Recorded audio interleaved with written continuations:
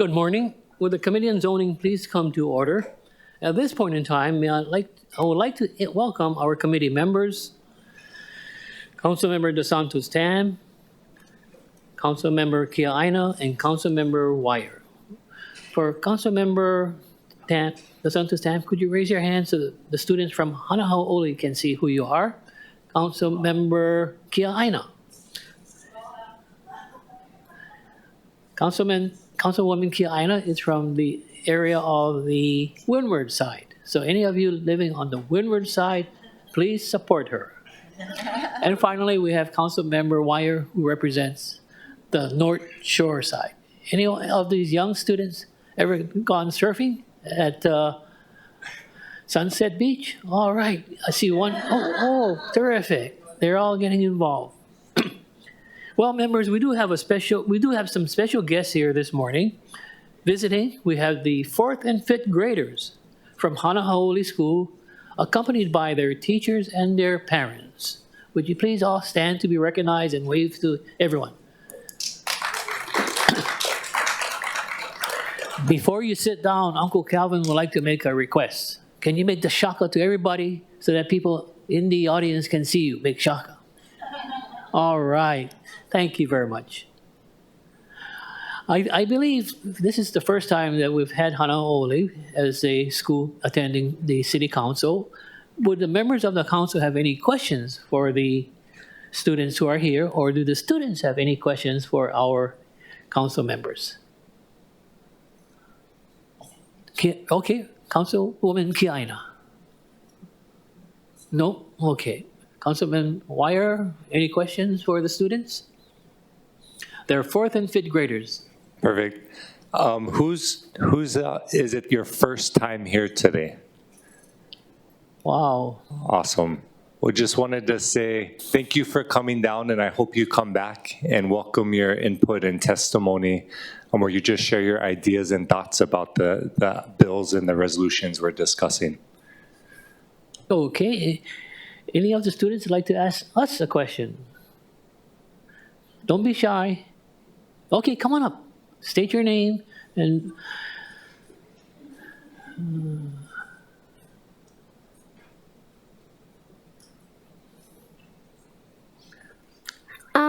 My name is Amelie, and what do you guys do?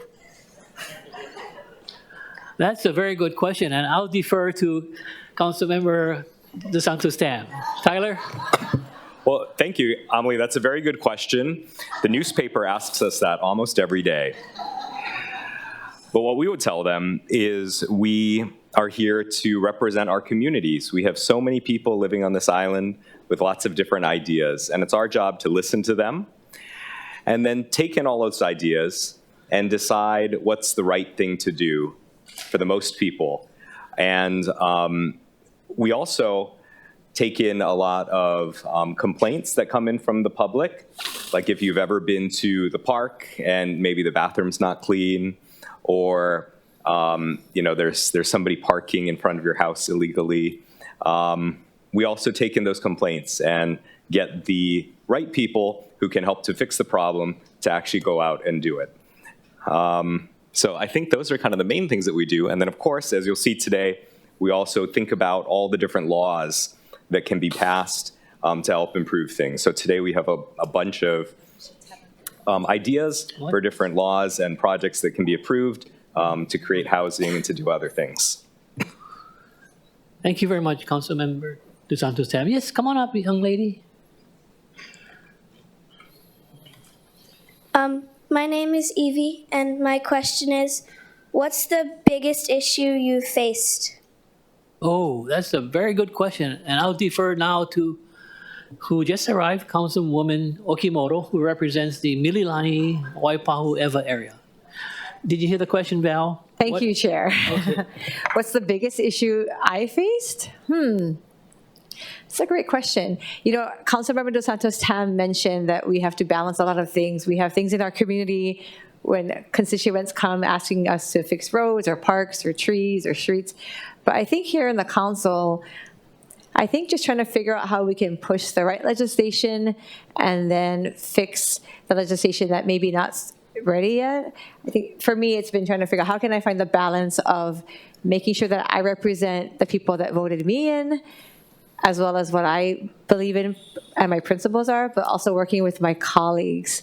There are some controversial issues that we had to go through since my 2 years in this council seat. And I think for me, it's just been, again, able to find that balance. And I'm also a mom. I have kids too, so sometimes I'm running around crazy and trying to find balance of working and making sure that I work nicely and do my job, but make sure that I'm a good mommy as well. Thank you for the question. Thank you, Chair. Okay, thank you very much. We have one young man in the front. Go right ahead. And then we have one in the back, the young woman. What is the most common complaint you get? Okay, that's a very simple answer. I'll defer to Representative Councilwoman Kiaina from Kailua, Kaneohe, etc. Thank you so much for that question. I think the complaint I get the most is that people are speeding, not just on the highways, but also speeding in our neighborhoods. So a lot of communities, they ask me if they can have speed bumps, and if I had a magical wand and I could just say I could make a speed hump on the streets in Kailua, I could do so, but I cannot. I have to work with people, and it's very difficult. But the good news is most recently, Councilmember Dos Santos Tam and we got legislation passed that is going to be decreasing the speed limit around our schools, including your school. And so currently it's 25 miles per hour. And we are going to give the city the ability to decrease it to 20 miles per hour. And so the decrease in the mileage just by 5 miles is going to potentially decrease the potential pedestrian fatalities that could be, our kupuna or others who are crossing the street by 50%. And so those are the kind of things we do. So like, number one, someone will call me and say, I want a speed bump, or can you stop them from speeding? And on the other hand, we also have to pass legislation here. This is what we're doing here at the City Council. So there's different responsibilities, and I'm just glad that you guys were able to come today to see what we do. Thank you very much.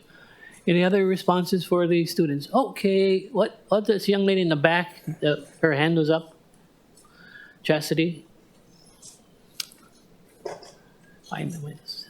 Maybe one more question. No, one more. My name's Emma, and what if some people don't like those changes that you make?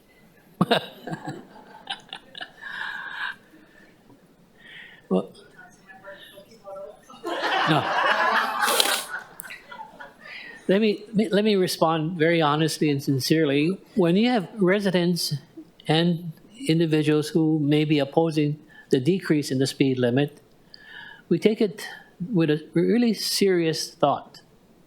What is good for the greater good of our community, which is public safety?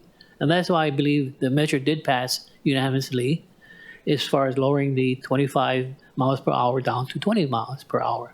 And we hope that it will defer a lot more traffic accidents that may occur. So in closing, we have to start our council hearing as far as the zoning committee, but the teachers and the parents who are here, if your child has any questions that they would like us to respond to, we would be more than happy to respond directly to them. So in closing, let me just share with all of you, students, the City Council is a very exciting group of individuals of 9 members. We have 9 council districts, but more importantly, how many of you have met your Honolulu police officer? Face to face, okay. How many of you have met your fire department officers? Okay. I hope none of you have gone through the EMS. EMS stands for Emergency Medical Services, which is our ambulance. No, none of you. You guys are too young to get into the ambulance, not unless you're accompanying grandpa or grandma or mom or dad or your brothers or sisters. And how many of you use the bathroom, the toilet? That's what these members here do. We have to come up with the funding to take care of our sewage system. And how many of you take for granted your water? All of us, right? In taking a shower, in cooking, etc. That is a part of our responsibility in running the county government at this point in time. And we have really enjoyed it in supporting all of you. And these members who are here are all in support of the future generations, which are you. One final thought. You're going to send me the question. I have one final thought. I just wanted to find out, maybe the teachers would know, who do you think will someday be sitting in this particular seat? Any of you would like to be a public official, a council member? Oh, great. Well, keep that dream up. Keep that dream up. Believe in yourself and have the confidence in yourself that you someday will become a city council member or a state representative or a state senator or a mayor or governor. Have that dream to move forward and to move ahead on behalf of your generation. So, okay, Council Kaina. Thank you. Students, thank you so much for coming. And I just wanted to, ask a favor from you because I don't know how long you guys are going to be here. The hearing is going to be likely 2 hours, and I know several of us will probably be making comments at the ending of this hearing. But the fact of the matter is our current chair, who's Calvin Say, who was the former Speaker of the State House of Representatives, this will be his last zoning hearing. So if you could join with me, let's offer a round of applause for his leadership and dedication to not only the people of Honolulu, but the state of Hawaii. Could you help me in saying mahalo to Chair Calvin Say?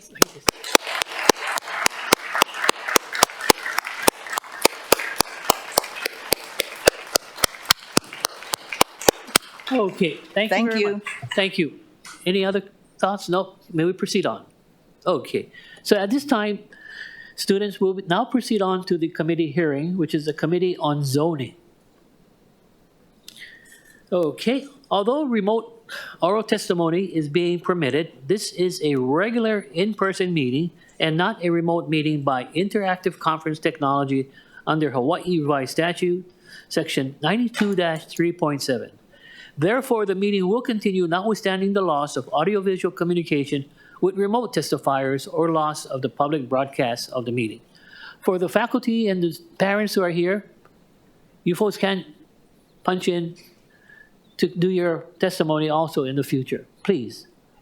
Something small dealing with parks or whatever it may be, you have the opportunity from a remote meeting. Members of the public will be allowed to provide oral testimony on all items on the agenda in two ways. One remotely and the other one in person in the council chamber. Oral testimony will be allowed when each agenda item is taken up in the following order. For all of us who are here, you will not be doing any remote because personally you are in person testimony in the council chamber, which you folks are now sitting in. Before testifying, each person shall state their full name and the agenda item they are testifying on, and each speaker may not have anyone else read their statement and is limited to a 1-minute presentation per item. All persons who are registered to testify remotely by video conference or by phone will be called upon first. When your name is called, please monitor your screen and activate your audio feed when prompted. The following are some friendly reminders and tips. Video conference from a very quiet location if possible. If you are watching the proceedings on Olelo, please mute your device at the time you're called to testify. When the timer on the screen reaches 0, please conclude your remarks promptly also, which is the 1-minute deadline. For those who are joining us by telephone only, please press *9 to indicate your desire to speak. I will identify you by the last 3 digits of your phone number, and when your number is called, please press *6 to unmute yourself when prompted. Once all the remote testifiers have testified, I will now proceed to in-person testimony in the council chambers. Persons who have not registered will be given an opportunity So you folks will be having an opportunity if there's any measure on the agenda you would like to testify on. Okay, and that will be with the oral testimonies of the registered speaker. Written testimonies, including the testifier's address, email address, and phone number, will be available to the public as described on the posted agenda. As a courtesy, please turn off all of your cell phones. At this time, for those who will be providing oral testimony on Resolution 24-256, please note that your testimony will be limited to comments on just the extension of Resolution 24.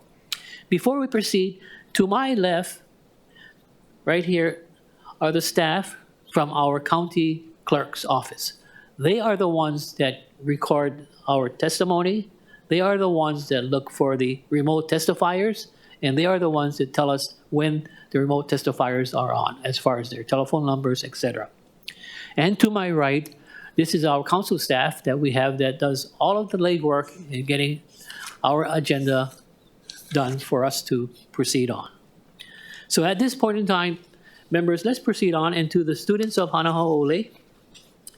The first item on the agenda is to approve an extension of time only for Resolution 24-256. Verbal testimony will be limited to comments for the extension of time only. So this resolution is requesting just an extension of time for this particular project to proceed on in the future. Resolution 24-256. This resolution grants a special management area major permit to NWGIH Properties LLC to allow, 1, for the construction of a new single-family dwelling with an attached two-car garage and swimming pool.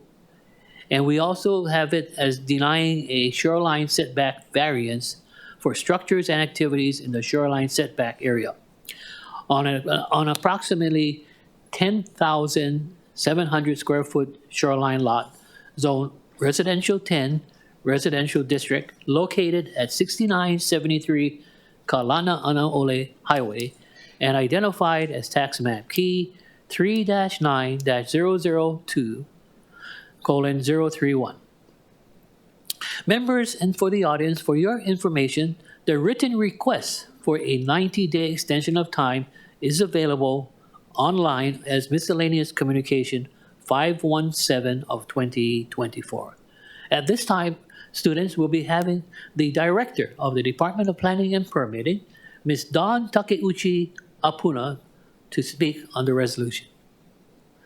Oh, we have a fantastic, hardworking young woman who's also a mother. And I don't know, Ms. Kruger, is your kids go to Honolulu? No? Go. Liz, please proceed. Good morning, Chair Say and committee members. My children do not go to Honolulu School, although we used to live right down the street from there and know it's a very beautiful campus, and one time we went to the fair and rode a horse there.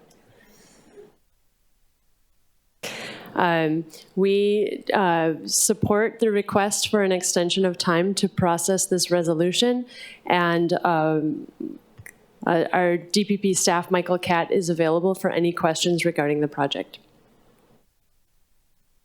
Okay, thank you very much. Members, are there any questions for Ms. Kruger or Mr. Katz? Michael? No. If not, oh, Michael, you wanted to say a few words at this point? Nope. Okay. So there is no further discussion from the department. At this time, for the students, we will now proceed on to remote testimony. Madam Clerk, do we have any remote testifiers? Chair, there are none. Okay, so for the students, once more, there is no remote testifiers, so there is none.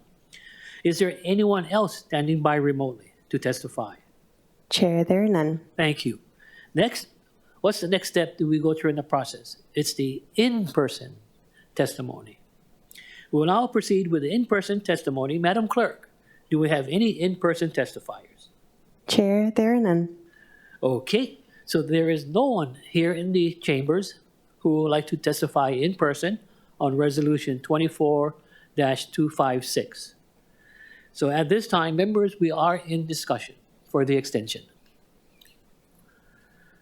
If there is no discussion at this point in time, the chair would like to recommend that the chair notes at the time needed to consider Resolution 24-256 may exceed the current deadline for council action.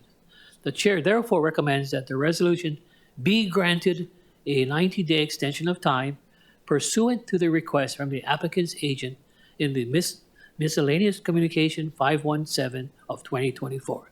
Any discussion, any objections or reservations? Hearing none, so ordered. The measure has been adopted. Okay, let's move on to agenda number 2. This resolution 24 means the year 2024, and the number after 24-251 is when it was recorded as a resolution 251.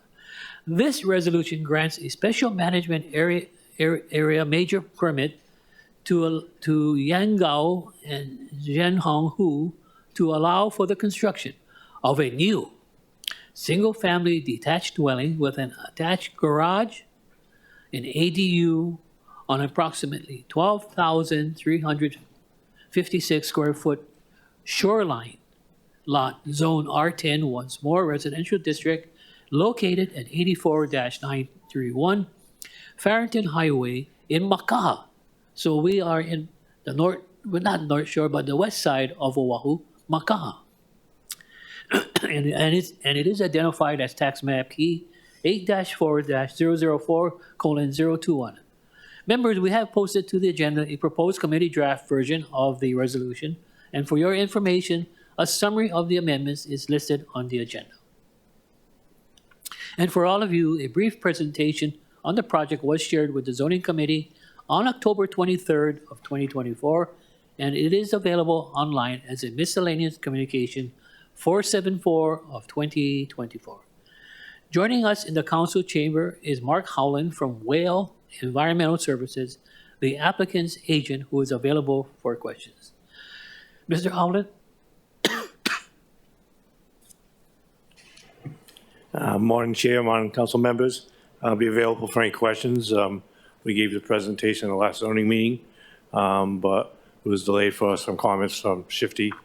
So if you have any additional questions, I'd be glad to answer them. Thank you. Members, any questions for Mr. Howland? No?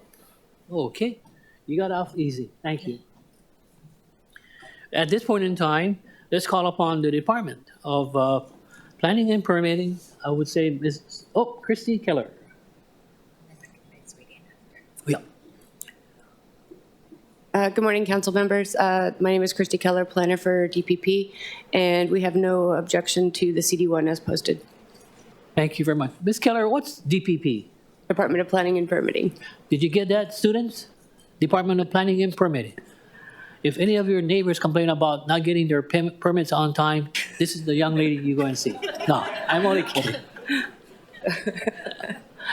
At this point, before we continue on, thank you very much, Ms. Keller. I'd like to introduce another colleague of ours, and that is Councilwoman Radiant Cordero. And Radiant, you can share with the students what area of the Oahu County. Hi, Hana Hau'oli. Thank you very much for joining us. I really liked Emma's question, the last question.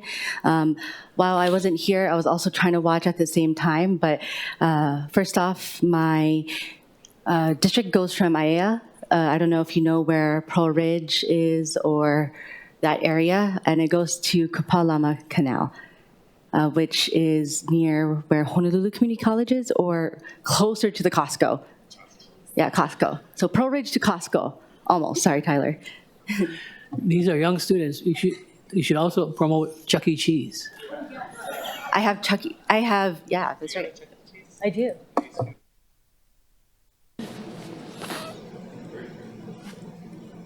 Okay. At this point in time, members, we'll move on for the remote testimony. Madam Clerk, are there any remote testifiers? Chair, there are none. Thank you very much. Now we move to the next process, which is the in-person testimony. We'll now proceed with in-person testimony. Madam Clerk, do we have any in-person testifiers? Chair, there are none. Okay, great. Members, we are now in discussion in regards to moving agenda item number 2 for adoption. Any discussion? Okay, if not, the chair would like to recommend that Resolution 24-251 be amended to the posted Committee Draft 1. Are there any discussions, objections, or reservations? Hearing none, the resolution has been amended to a Committee Draft 1. The chair then recommends that Resolution 24-251, Committee Draft 1, be reported out for adoption. Any discussion, objections, or reservations? Hearing none, so ordered. So this particular resolution has been adopted. Moving on to agenda number 3, Resolution 24-258. This resolution grants a special management area, or what we call for the teachers and faculty and parents, an SMA, Shoreline Management Act, major permit to the Kim Yin Cook and Raymond Y. Cook Trust, which is the applicant, to allow once more for the construction of a new 2-story single-family detached dwelling with a principal dwelling unit and an accessory dwelling unit, an attached garage, a gated driveway, and once more a swimming pool on approximately 12,176 square foot shoreline lot, zone R10 residential district, located at 84-939 Farrington Highway in Makaha, and identified as a tax map key 8-4-004:020. Members, at this point in time, we have posted to the agenda another proposed Committee Draft 1 version of the resolution for your information. A summary of the amendments is listed on the agenda. Joining us in the council chamber is Mr. Mark Howland from Whale Environmental Services, the applicant's agent, who will be providing a brief description for your information. And the presentation is available online as Miscellaneous Communication 529 of 2024. Mr. Howland. Good morning, Chair. Good morning, City Councilors. For the students. This property actually is the next door neighbor to Iris Hu. This is Kim Cook's property. They're two very nice ladies who like each other, and they will be neighbors. As mentioned, this is tax map key 84004-020, and it's 84-939 Farrington Highway. This has been done in compliance, and we thank DPP for all the hard work they did on both properties. It's in compliance with Chapter 25 of the HRS. It consists of the construction of a single-family residence with pool, spa, garage, and second-floor internal ADU on a vacant, unoccupied shoreline lot. It's more than 40 feet from the shoreline. It was recertified in 2024 for the shoreline certification. It's in the R10 district. It's also, of course, in the special management area. That's why we're here. These are photos of the site. Both are very similar in nature. They actually don't have any wall between the two properties. They will eventually. They've agreed with the Waianae Neighborhood Board to take the gates that currently face outwards to the Farrington Highway, and has with the Who's move them inward so they don't block any shoreline access parking along the Farrington Highway.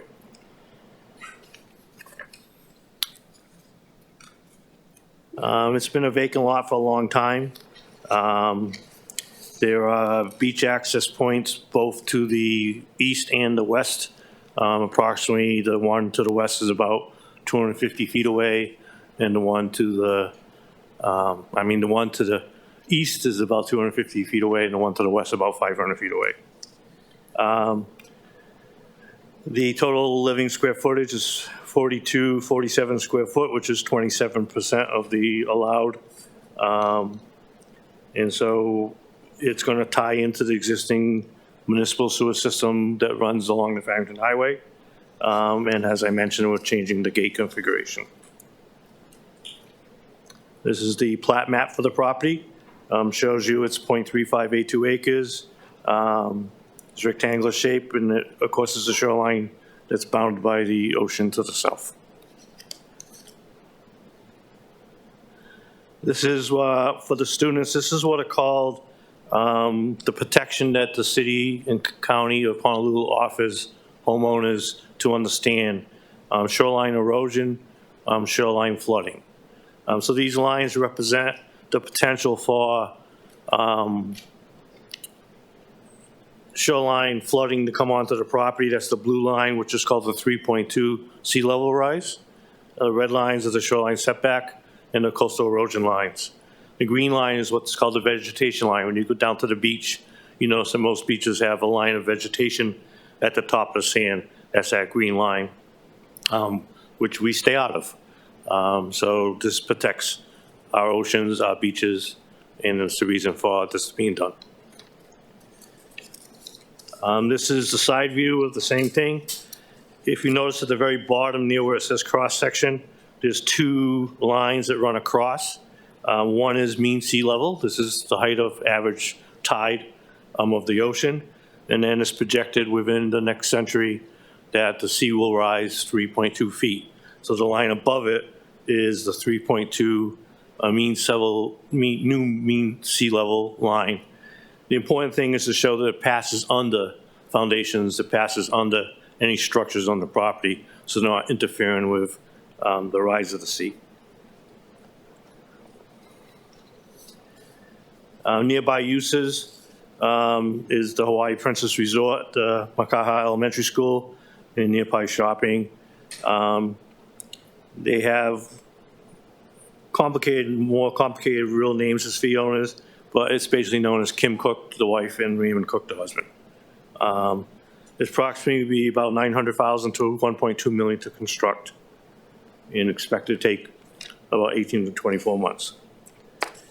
One thing that's done, students, on all these properties is what's usually called like an environmental assessment. So you look at things like hazardous materials, look at botanical resources, you look at climate factors. This is an example of the Waianae microclimate. It's classified as a hot semi-arid climate.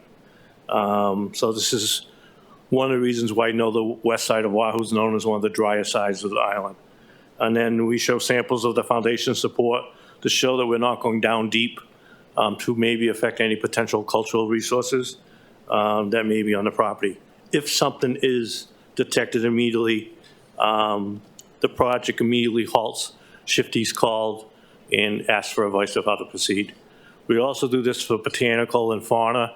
If a sea turtle, for example, wanders up on the property and nests, there's also, for U.S. Fish and Wildlife and Department of Land and Natural Resources, immediate stop work order put into provisions of this application. This is what's called a soil map. The Natural Resource Conservation Service, which used to be called the Soil Conservation Service, puts out a series of soil maps to tell you what are the soils on the sites. And students may want to know that this site normally would have been all Jaca sands, which is the most common in our beaches. In this case, it's Waialua clays with beach sands down by the shoreline. And there's been some past, a little bit of grading work on the property, and there are scattered artificial soils on the property.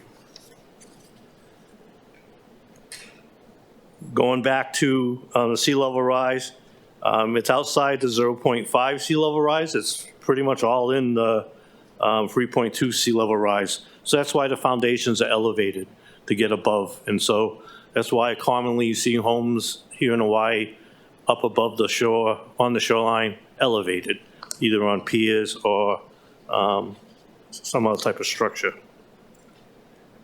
This is what's called a shoreline survey. Professional surveyors here in the state go out. They mark either by the high wash of water, the vegetation, top of bank, things like that, and certify, and it's sent to what's called the Department of Accounting and General Services for certification by a nice gentleman by the name of Reed Surratt. Again, we plot not only the sea level rise, but the coastal erosion line, which is the red line, and the green vegetation line. Is the work area is basically where that balloon is, as you see on that property. There's another thing that's done with the thanks of University of Hawaii. They do what's called shoreline erosion projections. This is basically based on wave action, soil types, sea level rise, of a host of factors, and they come up with whether or not the beach is going to retreat, erode away, or it's going to build up. In this case, students, the what's called an accretion is just a gain. It's only about 16 feet per year, so it's projected to gain about 11 feet in the next 70 years. They carry the projections out to 2100 usually. Another thing that's done is what's called FEMA. This is what gives you your flood insurance that your parents or grandparents, or even you when you get older, might have to pay if you're in a flood zone. In this case, the work area is in the AE and X flood zones, which AE does carry flood insurance, X does not. The VE zone, which is velocity extreme, is that deep red, orange colored zone, which is down by the shoreline. And so these all have elevation factors attached to them, and the first floor of the structures have to be above that height. NOAA, for example, takes it even further. They project a 6-foot sea surge down the road. So you see that dark blue area in the map to the upper right, and that, again, it's outside the NOAA 6-foot surge. To the left, everybody in Hawaii is on the shores and basically a tsunami evacuation zone. So that's what that map on the lower left is. It shows you where you are, and when you hear that warning, get out and go to higher ground. In Kuku, for example, we have to go to the 3rd floor of Turtle Bay Resort.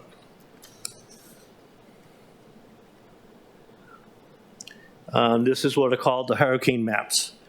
So I usually only show category 4, which is the highest for Hawaii.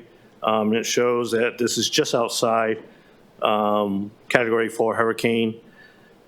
They rate them basically like a hurricane can come in with 3 feet of water, 6 feet of water, 9 feet of water.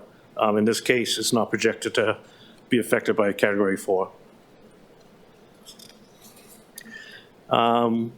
As a wetlands and wildlife biologist by trade, to me, the important things are basically protecting the fauna and the flora of a piece of property. So we adhere to a lot of the provisions of the Endangered Species Act. We get guidance from both U.S. Fish and Wildlife and Department of Land and Natural Resources, and there are many provisions put in into this. My wife, who's sitting here, has a degree in Hawaii Pacific Studies. She's very big on the cultural aspects. And we pay a lot of attention to whether or not it has any type of historical use of the property, which in this case was fishing and will continue to be fishing. So there'll be no interference with traditional cultural practices.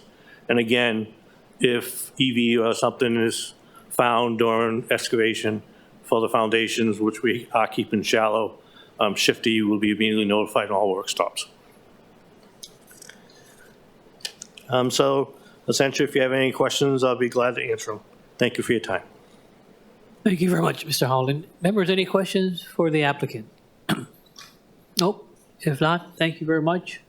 We can proceed on next to the Department of Planning and Permitting. Okay. Christy, once more, Keller. Good morning again, committee members. Christy Keller for the Department of Planning and Permitting, and we support the CD1 as posted. Okay. Christy, you have to be an educator today. So explain to the students what's a CD1. Okay, it's a council draft 1. It means the department made a recommendation to the committee, and the committee staff and members reviewed it and decided things that they wanted to change, and so that's why it's called the council draft, and so that's why it's CD for council draft. Thank you very much. Someday, sorry, committee draft. Yeah, someday you could become an educator. Thank you. Okay, members, any questions for the department at this point in time? I believe the students will be leaving very shortly, but before they leave, I think we all wanted to say thank you very much for your attendance. And if you do have any questions, please, send it to us, and we'll try to respond in a very thorough and quick fashion. Tyler, would you like to say aloha to the students? Yeah, so to summarize, thank you again for joining us. Mahalo, and I hope that you've learned something important about our city government and how it works. And if there's anything that we can do to help your school or help your family or help your neighborhood, please reach out to any one of us. We'd be happy to assist. Thank you. Okay, Esther, please, your thoughts, manao, for the students as they move on to another event. I think that, here as political leaders, we're doing our best to look at issues that are important for the city and county of Honolulu. But I need to let you know at your school, you don't need to wait to be a council member to be engaged in things at your school. If there's things at your school that you're not happy about, I think it's important for you to work with your classmates and bring it to attention to the leaders. So I just wanted to say that civic engagement, you don't have to wait till you're an adult like us to be at the city council. You could do it now. So I just wish you all the best. Take care. Okay, Councilwoman Cordero, please, from Kalihi. Thank you. Well, the other members shared great sentiments during the questions and also just now, but I do want to state that I'm pretty jealous of you guys. You got to come into the council chambers, know what's in this building other than what you see at Christmas time. And with that, I know that you all know that Christmas time is coming up, the holiday season's coming up, so we hope to see you at Honolulu City Lights or at the parade even. So we welcome you back, and thank you very much for joining us here today. Thank you. Councilmember Wire, followed by Okimoto. Thank you, Chair. Just wanted to say thank you for coming out again and just reiterate what's been said, that if there's anything you see in your community that you want to see improved or made better, reach out to any of us because you really are the expert, right, on your neighborhood and your community. And when you show up and share with us, things that you want to see changed, it gives us the knowledge that we need to be able to pass laws or fund certain projects. And so look forward to working with all of you in the future. Definitely hope to see you on the future city councils.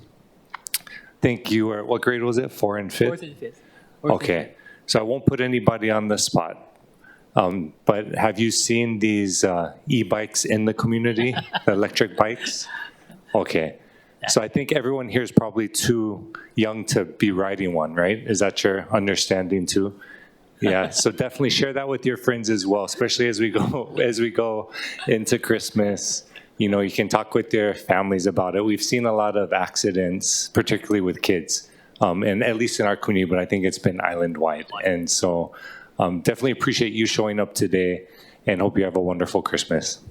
Okay, thank you. And Councilwoman Okimoto. Thank you, Chair.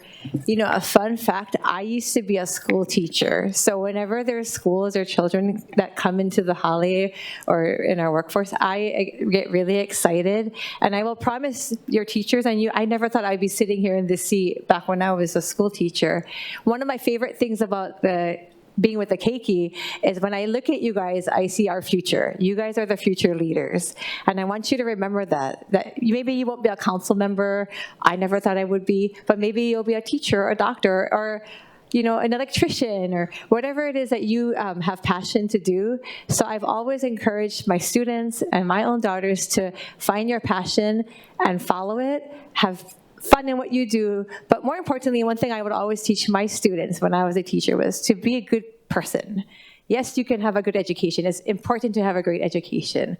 But I want you to know that the character, if you're honest and hardworking, if you play nicely with your friends and you're a trusted friend and you can be honest with your teachers, that will go far in life. I take that with me till today, to have the integrity and the honesty, to work nicely with others and show respect. Those are the things that I still teach my daughters. And again, whenever I'm around children, I try to really emphasize that. So along with everything that my colleagues said, I really think it's important for you to just be a good person, because that's what's going to be most important in life. And I promise you that when you're that type of person, you can be whatever you want to be, and you'll have fun, and you'll be kind and find purpose in life. So thank you for being here. Thank you, Chair. Thank you very much. So on behalf of Councilwoman Tupola, who's not here, that represents the West Side, Council Chair Tommy Waters, who represents the Hawaii Kai or East Honolulu side, and Councilmember Augitua, who represents the Eva Beach side. We all want to say happy holidays, take care, God bless, and be safe. Thank you very much for coming along.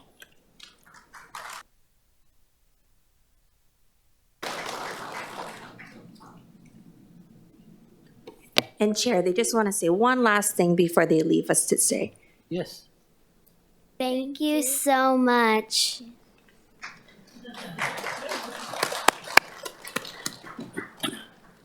Okay, members, let's proceed on. Madam Clerk, do we have any remote testimony? Chair, there are none. Thank you. Do we have any in-person testimony? Chair, there are none. Great. Members, we are now in discussion. Any discussion? If not, the chair then recommends that Resolution 24-258 be amended to the posted Committee Draft 1. Any discussion, objections, or reservations? Hearing none, the resolution has been amended to a Committee Draft 1. The chair then recommends that Resolution 24-258 Committee Draft 1 be reported out for adoption. Any discussions, objections, or reservations? Hearing none, so ordered. Thank you. Moving on to agenda number 4, Resolution 24-255. This resolution grants a special management area major permit to the City Department of Design and Construction to allow for the construction of a phase improvements, including the replacement of 2 comfort stations, a former pavilion, and restoration of the crafts building on approximately 29.56 acres of land, Zone P2, General Preservation District, located at 41-741 Ka'ana'anaole Highway and identified as tax map key 4-1-003:016, 019, 020, and 040. Members, we have posted to the agenda a proposed Committee Draft 1 versions of the resolution. One submitted by Councilmember Kiaina, which is OCS 2024-988, and one that I submitted as OCS 2024-935. For your information, a summary of the amendments is listed on the agenda, and at this time, I'll defer to Councilmember Kiaina if she would like to explain to the members the amendments. Sure, thank you, Chair. I think the most important part of my amendment, which I appreciate working with you on, relates to archaeological conditions, including conducting an archaeological inventory survey and preparing an archaeological monitoring plan to protect any archaeological, historic, and cultural resources, including iwi kupuna that may be discovered on the project site. I know that the city's Department of Design and Construction is already open to doing that, so I just appreciate your consideration of this amendment. Thank you. Okay. Okay, and the amendments are as follows. We amend the description. I would like to propose the verbal amendments to my proposed Committee Draft 1 to incorporate amendments suggested by Councilmember Kiaina and the DPP as follows. Amend the description of the development allowed under the Special Management Area Major Permit in the first whereas clause, and make any additional conforming amendments to additionally allow periodic improvements consisting of the replacement of existing facilities with similar facilities as necessary. Number 2, in condition F, relating to minimizing impacts to the archaeological, historical, and cultural resources that may be present on the project site. My proposed Committee Draft 1 includes a requirement that the applicants consult with SHPE to implement all mitigation protocols approved or otherwise required by SHPE in its determination. However, I would like to additionally incorporate Councilmember Kiaina's amendments by adding condition F2, requiring the applicant to prepare an archaeological inventory survey, and condition F3, requiring the applicant to prepare an archaeological monitoring plan. And finally, we made miscellaneous technical and non-substantive amendments. Joining us in the council is Mr. Jim Hayes from Planning Solutions, the applicant's agent, who will be providing a brief presentation for your information. The presentation is available online as Miscellaneous Communication 475 of 2024. Okay, Mr. Hayes. Thank you, Chair. Thank you for the opportunity to present the project. My name is Jim Hayes with Planning Solutions. We've been working with DDC and Departments in Park and Recreation for over a year on this project. The purpose of the proposal is to continue to provide the Waimanalo community with recreational opportunities and facilities that support them. Park improvements are needed because existing and/or former facilities at the park have deteriorated or have been removed due to age, weathering, vandalism, and other factors. This list on the slide here outlines the planning process as we've proceeded. It's included 2 public meetings and a presentation to both the full neighborhood board and that board's park committee. Prior to the public meetings, announcements were sent to all residents of the 96795 zip code so that the entire community was made aware of the meetings. And I'd like to point out that during the scoping process, the project was solely the replacement of a pavilion. But during our first public meeting, we heard interest from the community related to other amenities at the park, and things like the comfort station and crafts building have been included in the proposal.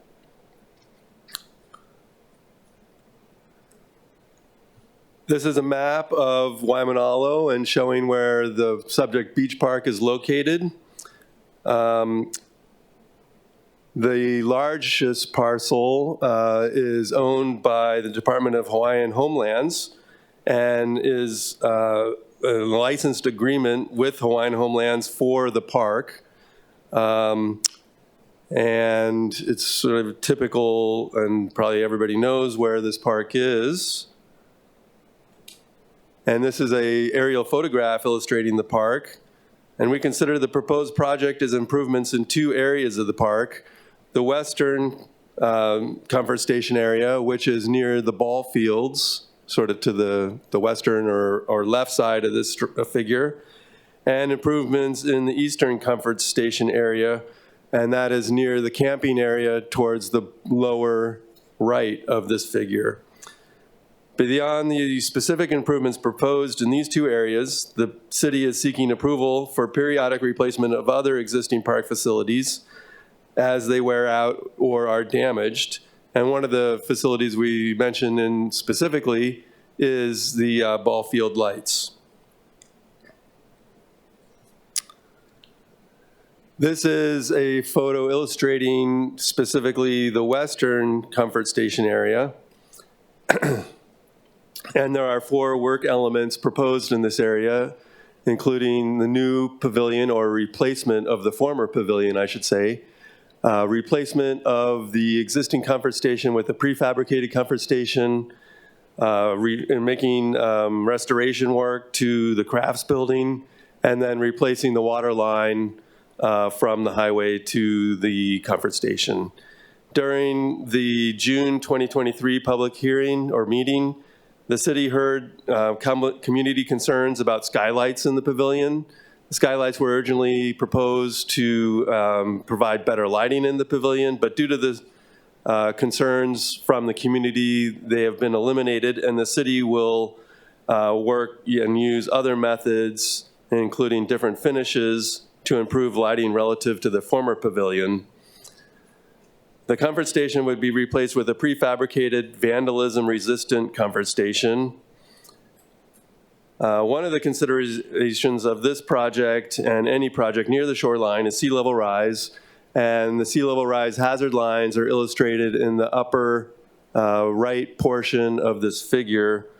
And the project elements are well set back from these hazard areas and comply with new shoreline setback requirements. And then the ball field lights are around the ball field there on the left side of the figure.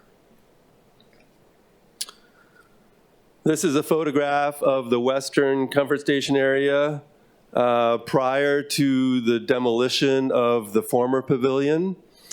The new pavilion will look nearly identical to the former pavilion shown here. But the new pavilion will use modern materials that should better resist degradation in the coastal environment. And the rock wall and plaque dedicating the pavilion to the memory of Gabi Pahanui will be retained. The cost of replacing the pavilion is currently estimated at 1.4 or 1.2 million, sorry. There's been interest in what a prefabricated comfort station would look like among the community, and we've provided this as an example. The comfort station that is eventually selected for Waimanalo Beach Park may not look like this, but it will likely share certain design elements that are shown here, including that the sinks are on the exterior of the structure, but they're under a cover. And then the lavatories, the bathroom facilities, each stall is accessed directly from the exterior of the building. What's not shown here is that around the back, there is a maintenance area, and the city is looking at opportunities to use a portion of that maintenance area for some supplies, both for the parks personnel and potentially for the lifeguard personnel as well. The comfort station replacements, including all civil work, such as the water line replacement, are currently estimated to cost $2.5 million. And the civil work includes removal of the concrete foundation and installation of a new concrete foundation designed specifically for the prefabricated structure. This drawing zooms in on the eastern area and illustrates the work that will be conducted there.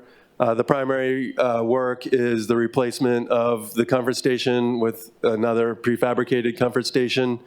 And then on the left side of the parking lot, you can see a couple lines, dashed lines, and those are the new utilities that are proposed as part of the project. Considering shoreline rise, or sea level rise and shoreline erosion, we looked at the hazard areas, and this map is taken from the UH website, and the transects are shown there with the numbers on them, and analyzed shoreline change from 1911 until 2023. And the study indicates that although beach accretion has been the long-term trend over this period, shoreline erosion may occur as sea level rise in the future. During the life of the proposed improvements, the shoreline erosion projections are relatively minor, and the improvements are well set back from those hazard areas. And this graph shows the history of the shoreline and the very gradual shoreline accretion over the long period of time. Lastly, here we go, there it is. Lastly, I've shown here some examples of the avoidance and minimization measures that are part of this project. And they include items that are, they address many of the conditions in the SMA permit, and those include things like the working with the State Historic Preservation Division and identifying the appropriate measures to reduce potential impacts to historic resources, potentially including environmental archaeological inventory surveys and archaeological monitoring plans to be implemented during the work. We've reviewed with the city the committee drafts and don't believe that there are any objections to any of those conditions. And just want to point out that the replacements of the comfort stations do require that the existing concrete slabs be removed and new concrete slabs installed. And that will require some importation of structural fill, but in compliance with the committee draft condition, condition H1, I believe it is, the importation of fill will be minimized as much as possible. And in fact, the foundations for the prefabricated comfort stations will be smaller than the foundations for the existing comfort stations. So we anticipate the area of concrete will be reduced as a result of this project. Thank you for the opportunity to present. Thank you very much, Mr. Hayes. Members, are there any questions for the applicant? Go right ahead, Councilmember DeSantis. Thank you. I just have a very simple question since I'm a townie. I saw on the PESCA agenda that this there's going to be a renamed campground. And is this the same park? Maybe Councilmember Kiaina might know. For Uncle George, is that the one? Is this the same park? I do not know the answer to that question. None of this, we don't propose any changes to the campground in this project. Okay, Councilmember DeSantos, and we got your response. Okay, Councilmember Kiaina, please. Thank you. Relating to the ball field light poles, when you replace the ball field light poles, will you be able to comply with the outdoor lighting conditions?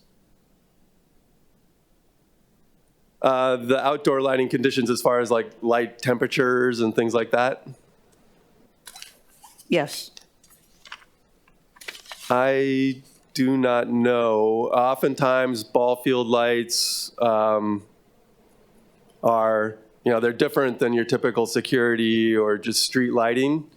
And they required to, or not required, but they generally follow the guidance of the Parks Department as far as like candles, foot lighting, and temperatures. So I'd have to look into that. It is something that wasn't part of my original amendment. And so because the light from these outdoor light fixtures are purposely directed to illuminate a specific area, it would not be effective or practical to restrict the color temperature or type of light fixture. And this is very similar to the exceptions provided for the Waikiki Shell SMA major permit with regard to stage and performance outdoor lights. There's something to think about. And second, can we talk about the comfort stations? I do know that you were in the community meetings as I was, and there were a lot of community concerns about proposing unisex bathrooms, something that the community has not wrapped its head around completely. So what is the status? I mean, I think the frustration by the community is they provide input and it doesn't seem to be heeded by yourselves or the Department of Design and Construction. So my question to you is, what are you going to do about the bathrooms with regard to having separate bathrooms for men and women? But the designs have to be in compliance with DPP. The proposal continues to be that the bathrooms will be unisex, and that is a common element of these prefabricated facilities. Because each stall is accessed from the exterior, there's no internal vestibule or common area within a sex-defined side of the restroom, then we're relying on people to enter the restroom, lock the door, use it, and then exit and leave it in a clean condition and exit. And what we find actually is that when people know that it's not assigned to a specific gender, that they actually typically take better care of the facility. It's not like the men just thrash the men's bathrooms because they know that they are sharing those facilities with women. And due to that, and the other thing that was brought up at the public meeting is that there was a concern about the space inside some of the stalls, and was it big enough for instance, a mother and a child to both be inside the stall at the same time. And there are ADA compliant stalls that are larger than some of the others. So not all the stalls are ADA compliant, but the ADA stalls are larger and certainly accommodate both a mother and a child. Well, it's not just that. If a lot of people, they're changing, coming from the beach, they'd like to have an area. And a lot of times for the women, they go in there and some use the facilities and some are changing. We're just not going to have that. Where do you expect if a group of friends went to the beach and wanted to come out and go and get ready? There's no place for that, is there? Privacy? But there's no interior common area, no. So it'll be different than what's present at the beach today. But one of the other things we hear probably more than anything from the community is that there's an interest in having these facilities vandalism resistant so that they're not closed. And these facilities are specifically designed with that in mind. And these facilities are common in other jurisdictions around the United States. and have been well received at beach parks on the mainland as well. Okay, I'm just smiling because, you know, Waimanalo is just a little different than a lot of other communities. And so I continue to raise concerns about the community's concerns not being heeded. Thank you. Thank you very much. Members, any other questions? Okay, Councilwoman Cordero. Thank you. My question, Mr. Hayes, thank you very much for your presentation, is about the importation or the infill importation. I know that you agreed to that condition of changing the infill to minimizing it to maybe not utilizing, I guess, that concrete. So then what would be then used for that part of the comfort station? Well, when we install a new concrete slab, there will be a need for the importation of some structural fill, but it will be minimized. So there won't be zero structural fill, but it will be minimized, and it'll be confined to the area underneath or nearby the concrete slab. And as I mentioned, the area of concrete will actually be reduced overall. Understood. So that won't require another permit if you do decide you need to import more infill for that area? As it's written, it says minimize the importation of fill, and I think that is what we will comply SMA with. approval would then cover what you're placing in. This SMA approval would cover it. Okay, thank you. Any further questions for Mr. Hayes? If not, thank you very much, Mr. Hayes. We'll call upon the Department of Planning and Permitting.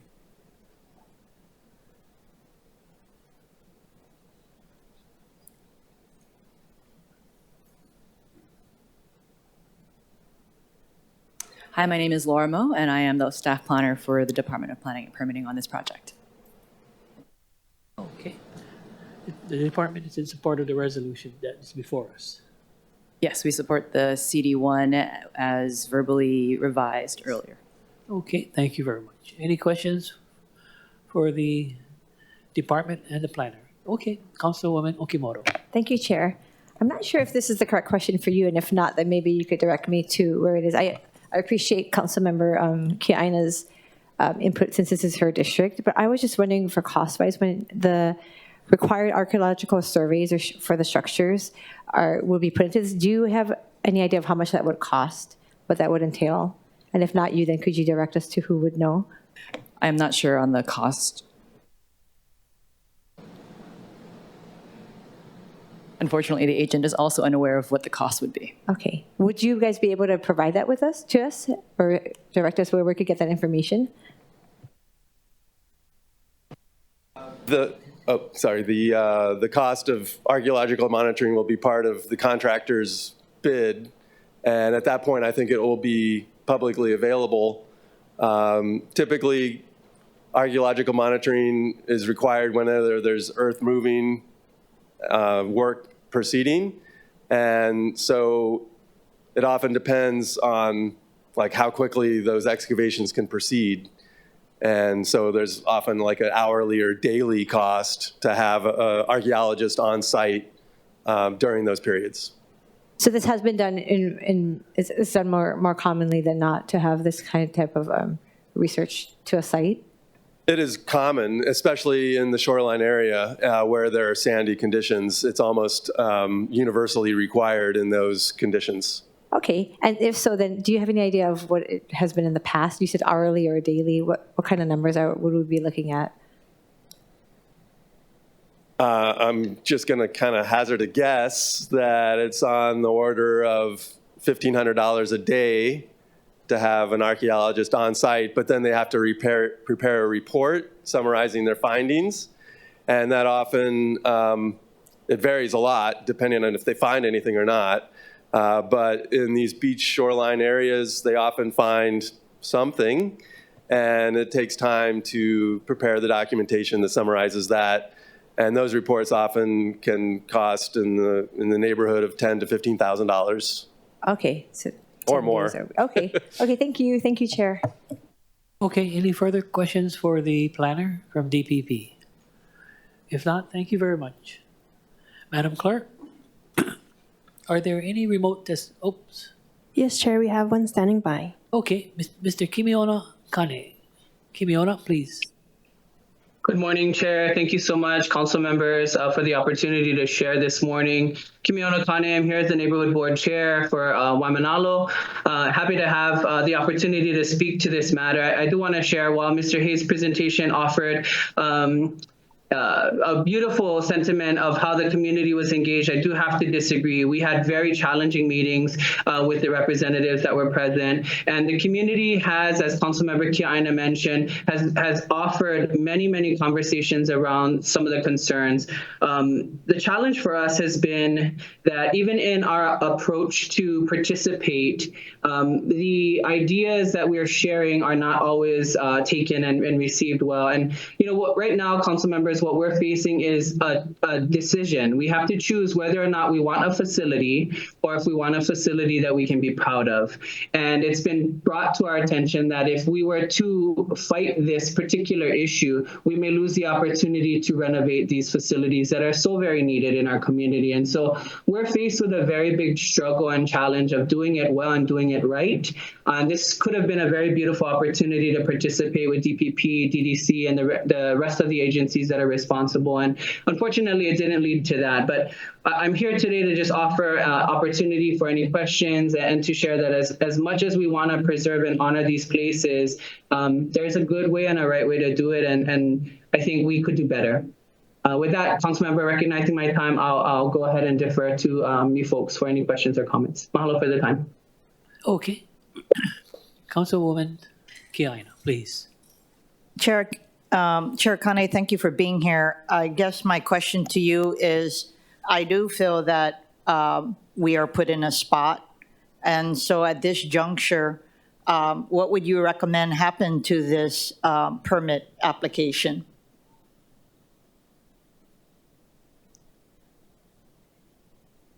Unmute yourself, Kimiona. There you go. Thank you. Councilmember, thank you so much for the question. I think, you know, what I would want to see in very short words is that this goes back to the community for discussion. I'm not at a place right now to decide or determine. I think there's multiple facets of this particular permit that's attached, as we learned from Mr. Hayes' presentation. And while we want to provide and move forward with the pavilion, the comfort stations are in fact an issue. And then if we look at the southern comfort stations, there's still some concern about what that's going to look like as well. And so I personally am going to stand on what the community has raised to me in conversations, and that's just that we should not be rushing it. We recognize that these things are important. However, there is much more conversation that the community wishes to have at this time. And while we can't pick apart the permit application to be referencing only one particular part of the project, I think it's a clump. And so if you ask me where we should go back to the community and have more dialogue. Thank you, Councilmember. Thank you so much. I guess for the department, I know that there is a time process for consideration of SMA permits. Is there the potential to have an extension for consideration of the SMA permit? Can you share with us what is our timeline looking like? Sure. Alex Beatty with the DPP. There is a timeline for the City Council to review and approve, and I believe this is the last opportunity since it was not already on the previous committee agenda. So the applicant would have to request an extension of time. Okay, can that happen right now? I believe that's a question for the council. Although, if I may, just add one thing, clarifying.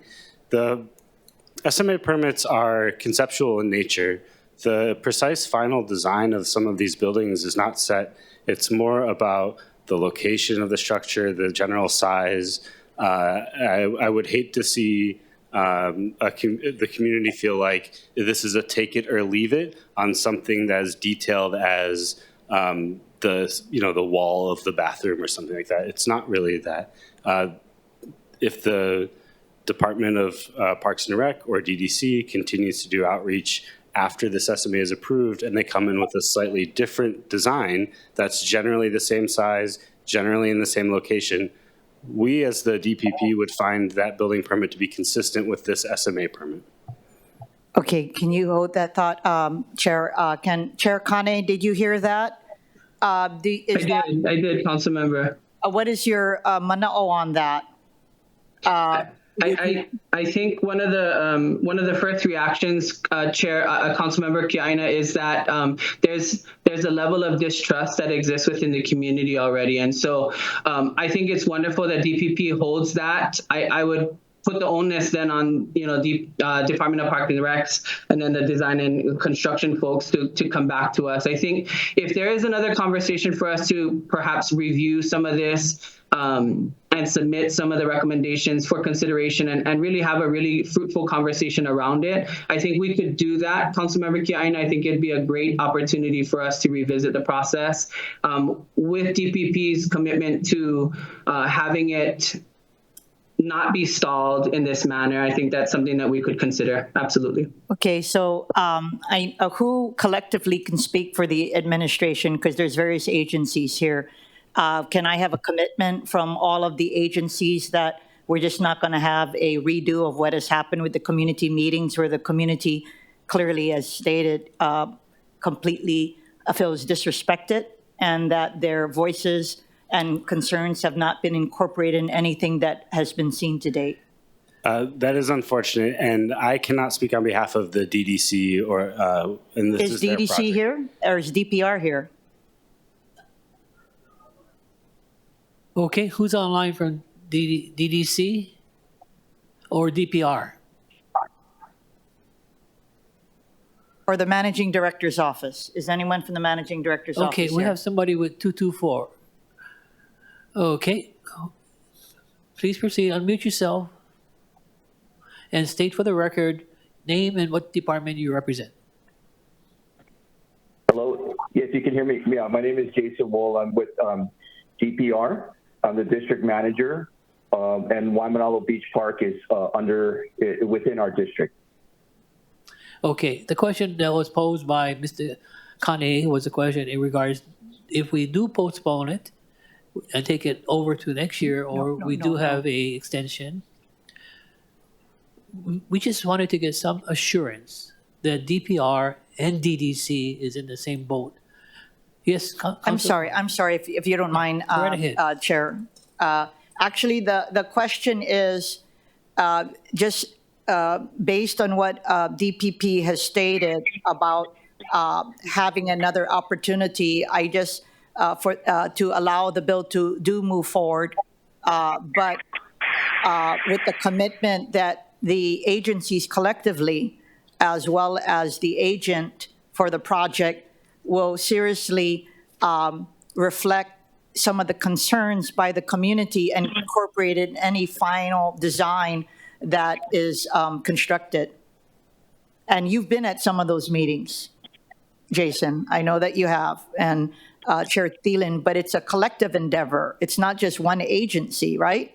It's DPP, it's DDC, and it's DPR, and then, of course, the agent, the developer. Can you make that assurance to me? Because otherwise I would vote, if you guys cannot make that assurance, then I'm going to have to vote no today. Yeah, so DPR, we are working with and continue to work with DDC, DPP, the neighborhood board, the community. I mean, the issue, I think, at Waimanalo Beach Park is that the conditions of the facilities have been ongoing for a number of years. So we're trying to, make some improvements for the community, for the immediate community there. One of the bathrooms, one of the comfort stations is closed. So we have porta potties, and the recreation building that we have has been closed due to no power because of an arson. And the other comfort station has no power, so there's no lights. And the pavilion, we had demoed about 4 or 5 years ago because DDC had determined that it was deteriorated and it was a safety concern. So for speaking for DPR, we would like to get these facilities fixed, replaced, basically in the same kind of footprint. We're not really asking or trying to do anything extraordinary or more. I know it was brought up about the field lights, and the field lights, they don't last forever. And my understanding is that this SMA major permit would include that. So for the future, we could change those out when we need to. Jason, I don't think you're getting my, Jason, I'm sorry, I don't think you're getting my question. I'm trying to get a commitment from you guys that you are going to incorporate the concerns of the community and any final design if, in fact, we move this resolution forward today. That's my question to you. Yes. It's not about the technicalities, about getting the project up and running. Can you make the commitment to the community? Yes, and I think we have. I think DPR, DDC, I think the consultant, they've had a number of meetings, and if there's another meeting that needs to happen, I think that we can do that. But there's 10,000 people that live in Waimanalo, and we want to make sure that we can get them the recreational opportunities and facilities and programs for the community. And so that's who we work for. So yes, we're committed to the community. We'll proceed on with questions from Councilmember Cordero. Radiant, you had a question? No? Okay. Councilmember DeSanto Sam. Yeah, I appreciate and understand Vice Chair Kiaina's line of questioning. It may be helpful to have a representative from DPR or maybe the managing director's office here just to crystal clear get an answer. And so maybe if we can't get that anytime soon, maybe we bring it back at the end of the agenda. Maybe they have time to come back and give a crystal clear answer, which should be a fairly simple one. Like, yes, we're going to work with them, right? Okay, before we proceed, Jason, can you state for the record, for the general public and for the council members, your name and what department you do represent? Jason Woll, WOLL, and I'm with Department of Parks and Recreation, district manager. Okay, thank you very much. Members, any other questions? The thought would be the chair would like to maybe have a discussion, but before we do, we have to continue on with the remote testimony. Okay? So at this point in time, Madam Clerk, do we have any other remote testifiers? Chair, there are none. All right. Can we now proceed with the in-person testimony, Madam Clerk? Do we have any in-person testifiers? Yes, Chair, there's one standing by. Okay. To our yes. Mark Clemente, come on, Mark, come on up.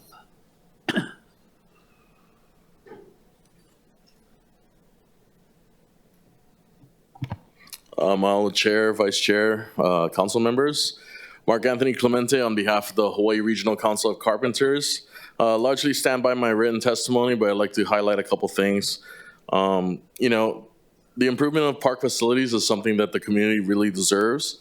And as such, I believe that this project does fall under the CWA, and the council does support projects that employ locally skilled local craftspeople that pay a living wage. Mahalo. Okay, thank you very much, Mr. Clemente. Any questions, members, at this point in time? Is there anyone else in the council chamber who would like to testify? Chair, there are none. Okay, thank you. Members, we are now in discussion. The chair will defer to the council member from the District of Waimanalo. Thank you. Since we have other agenda items, I do think that the Vice Chair DeSanto Tam has had a good recommendation with regard to just putting it at the end of the agenda to vote, and I'm hoping that we could get the Managing Director's office here. Okay, can we have staff contact the MD's office? Okay, thank you. Okay.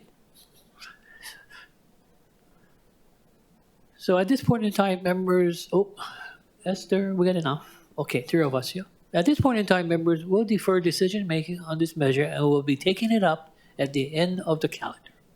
Is that okay, Councilmember DeSantos time? Councilwoman Cordero? Okay, thank you very much. So we'll be taking it up for the general public, Kimiona and others at the end of the calendar, as far as getting more further information in regards to the 3 different departments that are involved. Moving on to agenda item number 5, Resolution 24-266. This resolution grants a special management area major permit to David and Bridget Passman to allow for the construction of a new single-family detached dwelling with an attached garage and swimming pool on approximately 15,438 square foot shoreline lot zone R5, once more residential district, located at 87-591 Farrington Highway in Maili and identified as tax map key 8-7-028:013. Members, we do have a posted agenda, a proposed CD1 version of the resolution. For your information, a summary of the amendment is listed on the agenda. Joining us once more in the council chamber is Mr. Mark Howland from Whale Environmental Services, the applicant's agent, who will be providing a brief presentation for your information. The presentation is available online as Miscellaneous Communication 530 of 2024. Mr. Howland. Thank you, Chair. Thank you, council members, for hearing us. This is the Passman property. It has a little bit of history that I'd like to fill you in before we start. Mr. Passman is on international assignment, and so he planned on renovating the property while he was away in Singapore, I believe. And during that time, it was severely vandalized, and it's changed from a renovation project to a demolish and reconstruct project, of a replacement project. We work quite a bit with the Nanakuli board on this project. They prefer that to avoid cultural impacts, that the new house be constructed where the old house was. One thing that we had advised DPP, we didn't realize that during demolition, that it's not required to put up any type of erosion control, such as a windscreen. And so Mr. Passman agreed immediately, at the request of the Nanakuli neighborhood board, to put up a windscreen. And we've advised DPP downstairs, building department, that during demolition permits is advised to have windscreens to prevent dust from going into the ocean or onto neighboring properties. As mentioned, this is 87028-013, 87591 Farrington Highway in the Nanakuli District, Neighborhood Board District. Again, it complies with Chapter 25 of HRS. It's a construction of a single-family dwelling on essentially the footprint of the now demolished house. One thing we had asked during the long SMA permit process was to put up a open work safety fence to prevent the vandals who are coming in beachside to not vandalize the new house. DPP is asking to get the SMA permit first, and then we'll go in for the minor shoreline structure permit for the safety fence to prevent further vandalism of the new house. So in early 2024, the existing house was demolished. Here's some photos of what it used to look like.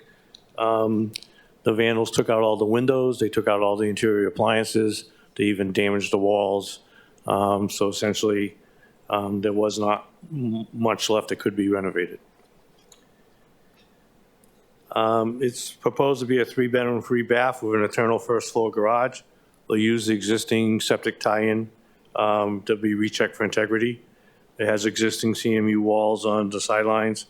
It's 0.4768 acres. It does have an erosion loss of 5,334 acres, so the true acreage of the property is 0.3544. For ISS calculations, the ISS percentage is 42%. The land ownership is Bridget and David Passman. Construction costs are $1.2 million. This is the plat map of the property. Because again, usually these projects take about 18 to 24 months. This is the plan of the proposed project and the topo map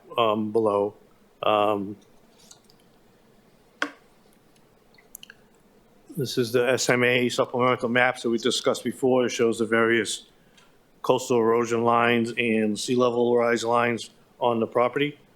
And again, as you can see in the graphic to the right, both the current mean sea level and the 3.2 projected mean sea level pass under the foundation. Nearby uses, Nanakuli Elementary School, and nearby shopping and amusements. That little red dot that does say Passman, it's hard to see in the graphic, but that's the location of the property. Google Earth still shows the dwelling that's now been demolished. Again, it's in the Waianae microclimate, which is the hot semi-arid climate. The foundation supports, again, we've advocated as shallow as possible to avoid any cultural impacts.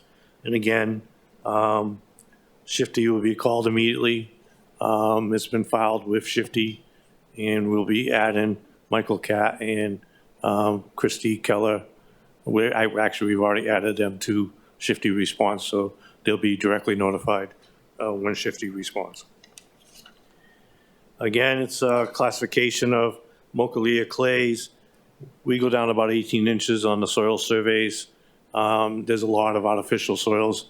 The existing house had brought in a lot of materials that are not natural soils on the property. Again, it's totally within the 3.2 sea level rise, most of the Waianae coast is. 0.5, most of the work area. We think the pool might be a little bit in the 0.5. I'm not sure, but the rest of it's outside. The shoreline survey was certified in April of this year, and essentially followed the old one that was done in 75 and in 2021 and so forth and so on. I mean, as you can see in this case, this is Nanakuli's relatively low-lying. My wife used to live in Nanakuli for many years. The joke in Nanakuli was you're either impacted by the waves from the ocean or you're impacted from the fires from the mountains. This is something where the 3.2 erosion line reaches almost to the highway. This is what they're common in the area where they're worried about waves from the ocean. This has erosion transit number 57, projected at 1.26 feet per year. So it's a loss. According to the flood insurance map, it's mostly VE is the shoreline, but it's off the property line. The AE is the blue, and the X is the green. The work area is all in the X zone. Again, the NOAA sea level 6-foot surge doesn't affect this property. Again, it's going to be in the Tazami excavation zone. Category 4, again, it's not exposed. It's interesting that the shoreline is not exposed, but inland is exposed. That's a hurricane surge map. And again, we have the provisions in the thing. The city council likes us to always make sure we put in the release of liability. DPP has asked us to make sure clean soil provisions are put in. U.S. Fish and Wildlife has asked for dark sky provisions. Cultural has asked for immediate notification, stop work orders, which also appeal to any sea turtles, monk seals, seabirds that come on the property, shearwaters that may burrow and nest on the property. There'll be immediate stop with 100-foot buffers established. Nanakuli was kind of famous culturally because people would pass through and they basically lived off the land themselves but didn't have a lot of excess food. So the joke of Nanakuli was they pretended to be deaf, that they didn't hear people asking them for food. So that's the main cultural story of Nanakuli. So again, thank you for listening. If you have any questions, we'll gladly answer them. Thank you. All right, members, any questions for Mr. Howland? Okay, hearing none. Do we have a representative from DPP?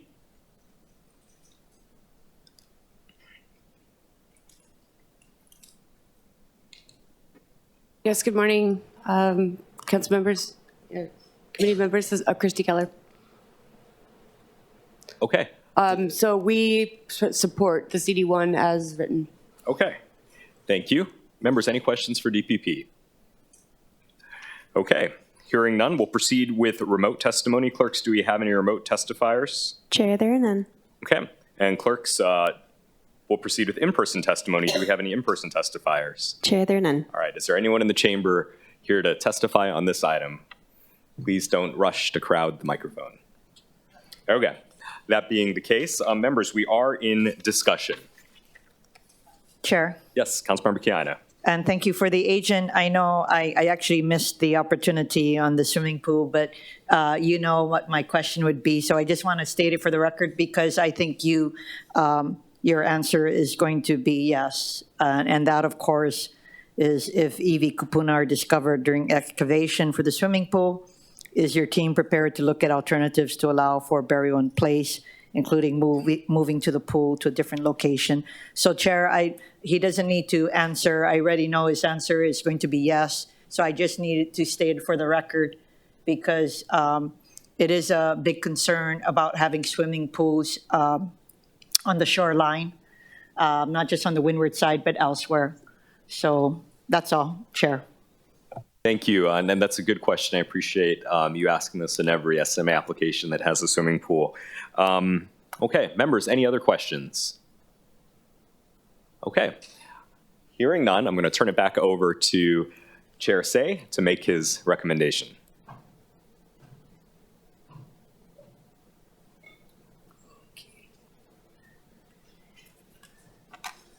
I'm sorry, I went to the boys' room. At this point in time, the chair would like to recommend that Resolution 24-266 be amended to the posted Committee Draft 1. Are there any discussions, objections, or reservations? Hearing none, the resolution has been amended to a Committee Draft 1. The chair then recommends that Resolution 24-266, Committee Draft 1, be reported out for adoption. Any discussion, objections, or reservations? Hearing none, so ordered. Let's move on to item number 6, Resolution 24-277. This resolution grants a special management area major permit to Hawaii's Fueling Facilities Corporation to allow for upgrades and improvements to the secondary spill containment and stormwater management system at the existing 16-tank Sand Island bulk jet fuel storage facility on approximately 8.4 acre lot zone I-3. Waterfront Industrial District, located at 6 Sand Island Access Road in Kanekai, and identified as tax map keys 1-2-025:020 and 021. Members, we have posted to the agenda an addendum to a proposed Committee Draft 1 version of the resolution. For your information, a summary of the amendment is listed on the agenda addendum. Joining us by video conference is Mr. Kevin Watson from Burns and McDonald Engineering, the applicant's agent, who will be providing a brief presentation. And for your information, the presentation is available online as miscellaneous communication 533 of 2024. Mr. Watson?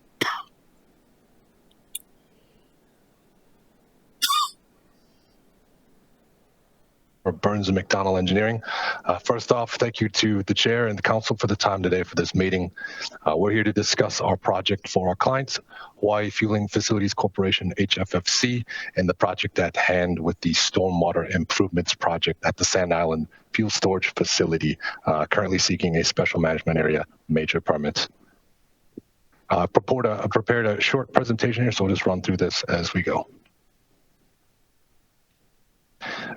First off, here we have the owner, as Hawaii Fueling Facilities Corporation has hired out Signature Flight Support to maintain and operate the fuel facilities here on Oahu, as well as some of the other islands of Hawaii. The Sand Island facility is located at 6 Sand Island Access Road within the special management area and was built in the early 1960s. The facility consists of approximately 8 acres of 16 above ground storage tanks, ASTs, and has a total capacity of approximately 42 million gallons. Jet fuel here is received at the Sand Island facility via an underground pipeline from tanker ships berthed at Honolulu Harbor Pier 51 via an 18-inch underground pipeline. In addition, the facility also receives fuel from the Paul refinery as well as IES, also located here on Oahu.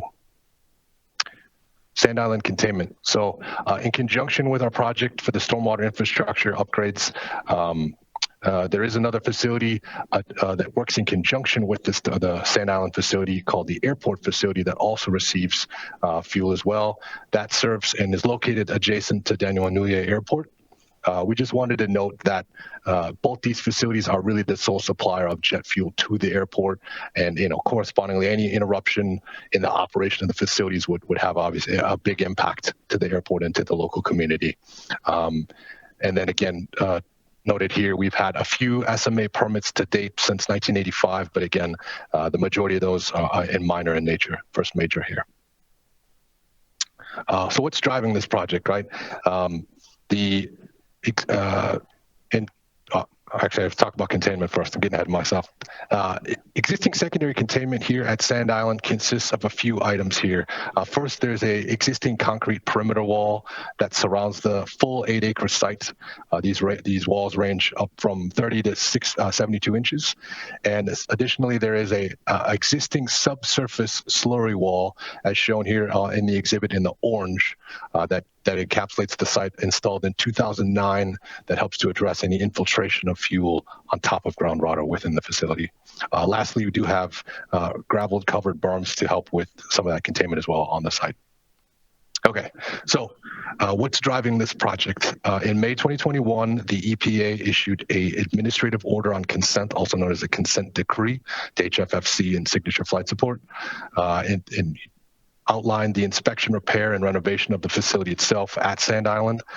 Our project for the stormwater improvements project is to enhance the existing secondary containment by installing an asphalt liner and industrial spray coating within the facility. Thus, the containment enhancements here that consists of 2 applications, like I mentioned. First here is the new asphalt pavement, which is depicted in the gray area here, the majority of the site. And the second is industrial spray coating over a geotextile fabric, kind of shown in between the tanks in that hexagon hatching. Again, this is where we just don't have a means to install pavement where we have an abundance of above ground piping. Existing SPCC, spill prevention control, and countermeasures will also reviewed as part of this design as well. So within, let's talk about the enhancements themselves. So there's a need, obviously, for the improvements to manage the stormwater, including collection, treatment, monitoring, and discharge. Currently, I'd like to note there are no existing stormwater outfalls currently at the facility, no MS4. So the design for the stormwater improvements proposes a installation of a new drainage system that includes new underground piping and inlets or drains, new lift stations, an oil water separator, and we designed a 3-tiered mitigative approach at managing the stormwater at the Sand Island facility. So here in the figure, you can see grading, like those lines, those contours, right? The grading will first be performed throughout the 8-acre site. The red piping you see in the figure represents an array of new stormwater piping with those inlets I talked about, or catch basins, to capture that stormwater and rainfall locally. These inlets will have an integral oil stop valve that will serve as the primary mitigative measure and locally close its valve, right? It'll close upon detecting anything other than water passing through the inlet. The stormwater then will go from that inlet to the nearest lift station, these smaller blue boxes here in the exhibit. You can see kind of at the intersections of these points. These lift stations have integral duplex pumps that will then pump the stormwater up elevation and over to the oil water separator, this blue box here. The oil water itself will have integral controls and a high oil alarm that will automatically shut off those lift station pumps and close that effluent valve, right? The outbound valve of that oil water separator as a second mitigative measure. And then lastly, the third tier of mitigation here is an integral hydrocarbon sensor within the OWS itself that will shut down the entire system should the OWS malfunction in any way. Stormwater then leaves the OWS and goes to a sampling structure that will serve as a location to perform annual sampling and testing. And then lastly, the effluent will traverse that blue pipe there to an existing inlet, which outfalls to Kehi Lagoon.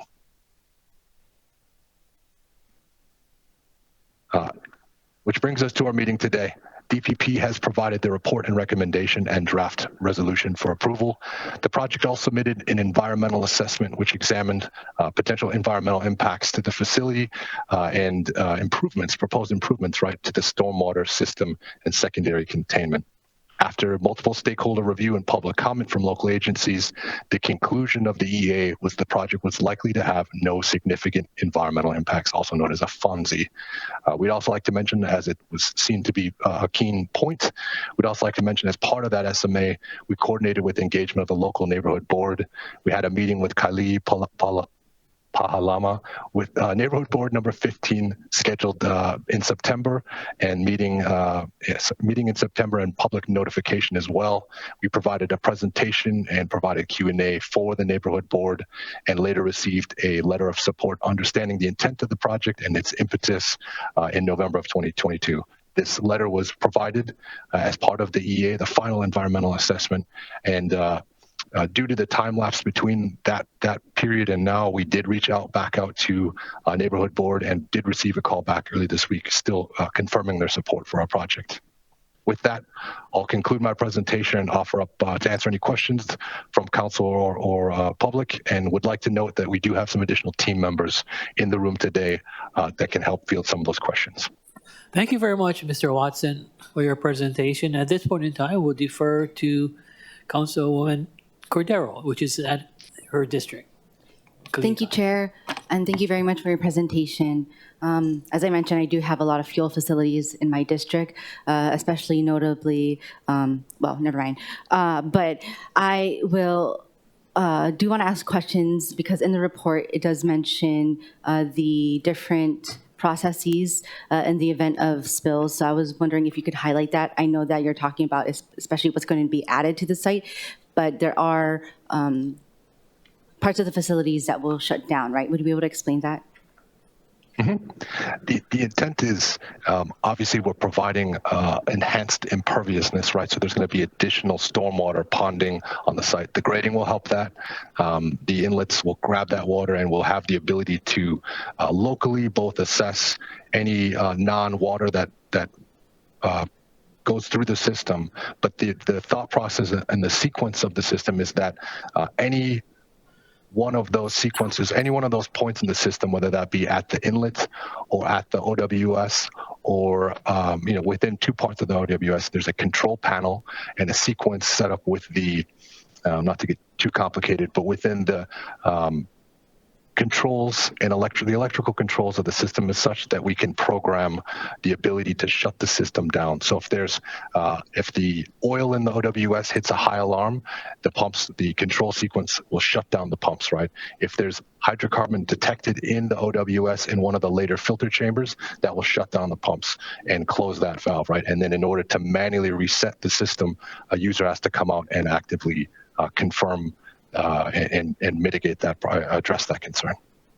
Thank you. And my next question is, since it is above ground fuel facility, I have questions. Which part is at least at ground level? Any of the inlets or any of the systems that sit on soil, or not soil, concrete?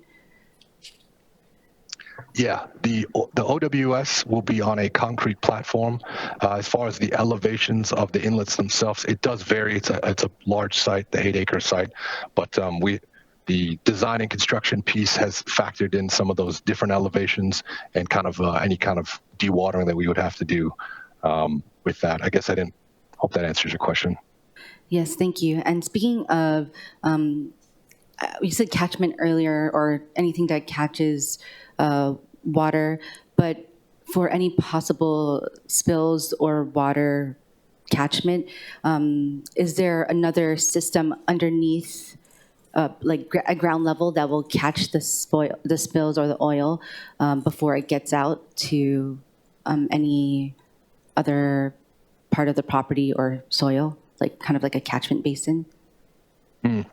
Well, again, the intent of the project, right, is that the full 8-acre site will be a combination of either a liner or an asphalt pavement section. So really, the water can't infiltrate as much as it even did previously. So everything will either pond or will find an inlet to the piping itself. That being said, the maintenance, right, and the response to anything that's not, right, say one of those inlets does become inundated, that shuts that portion of the system down, and the operators can then respond to and deal with that.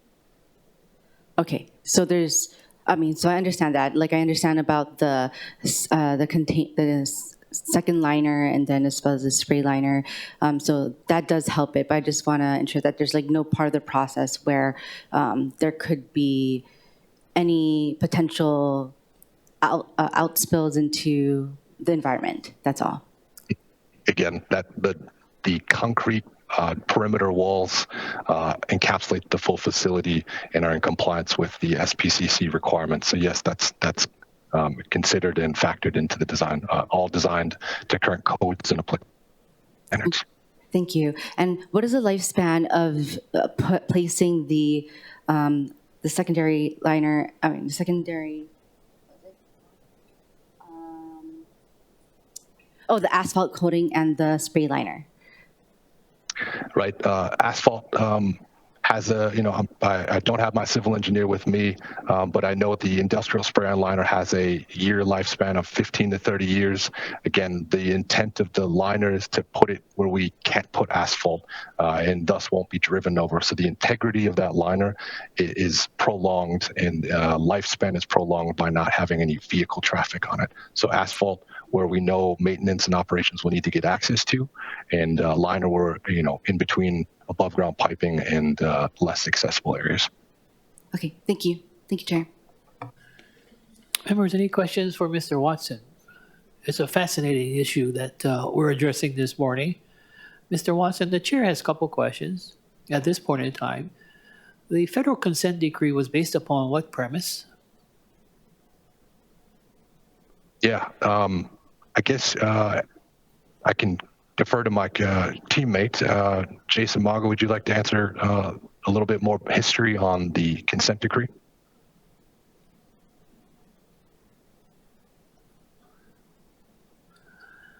Oh, can you unmute yourself, sir? Oh, excuse me.